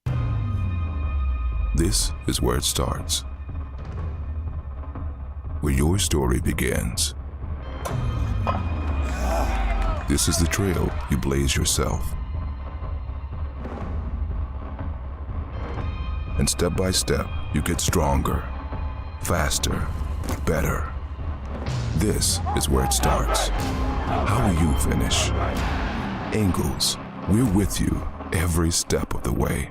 Clarissa sells WNC as the #1 team in Buncombe County. We have the customer service experience to assist you in achieving your real estate goals. Our team offers something that 90% of listings in our market won't have, Zillow Showcase. Check us out at clarissasellswnc.com. The iHeartRadio app now has presets, just like in the car. You're our #1. Make us yours. ESPN Asheville, the mountain's favorite sports station, streaming 24/7. Your home for the Sportsocracy. Weekdays at noon. The Tar Heels and Atlanta Braves baseball.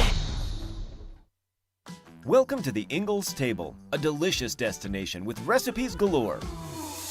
Need to whip up a dessert, entree, side dish? No problem.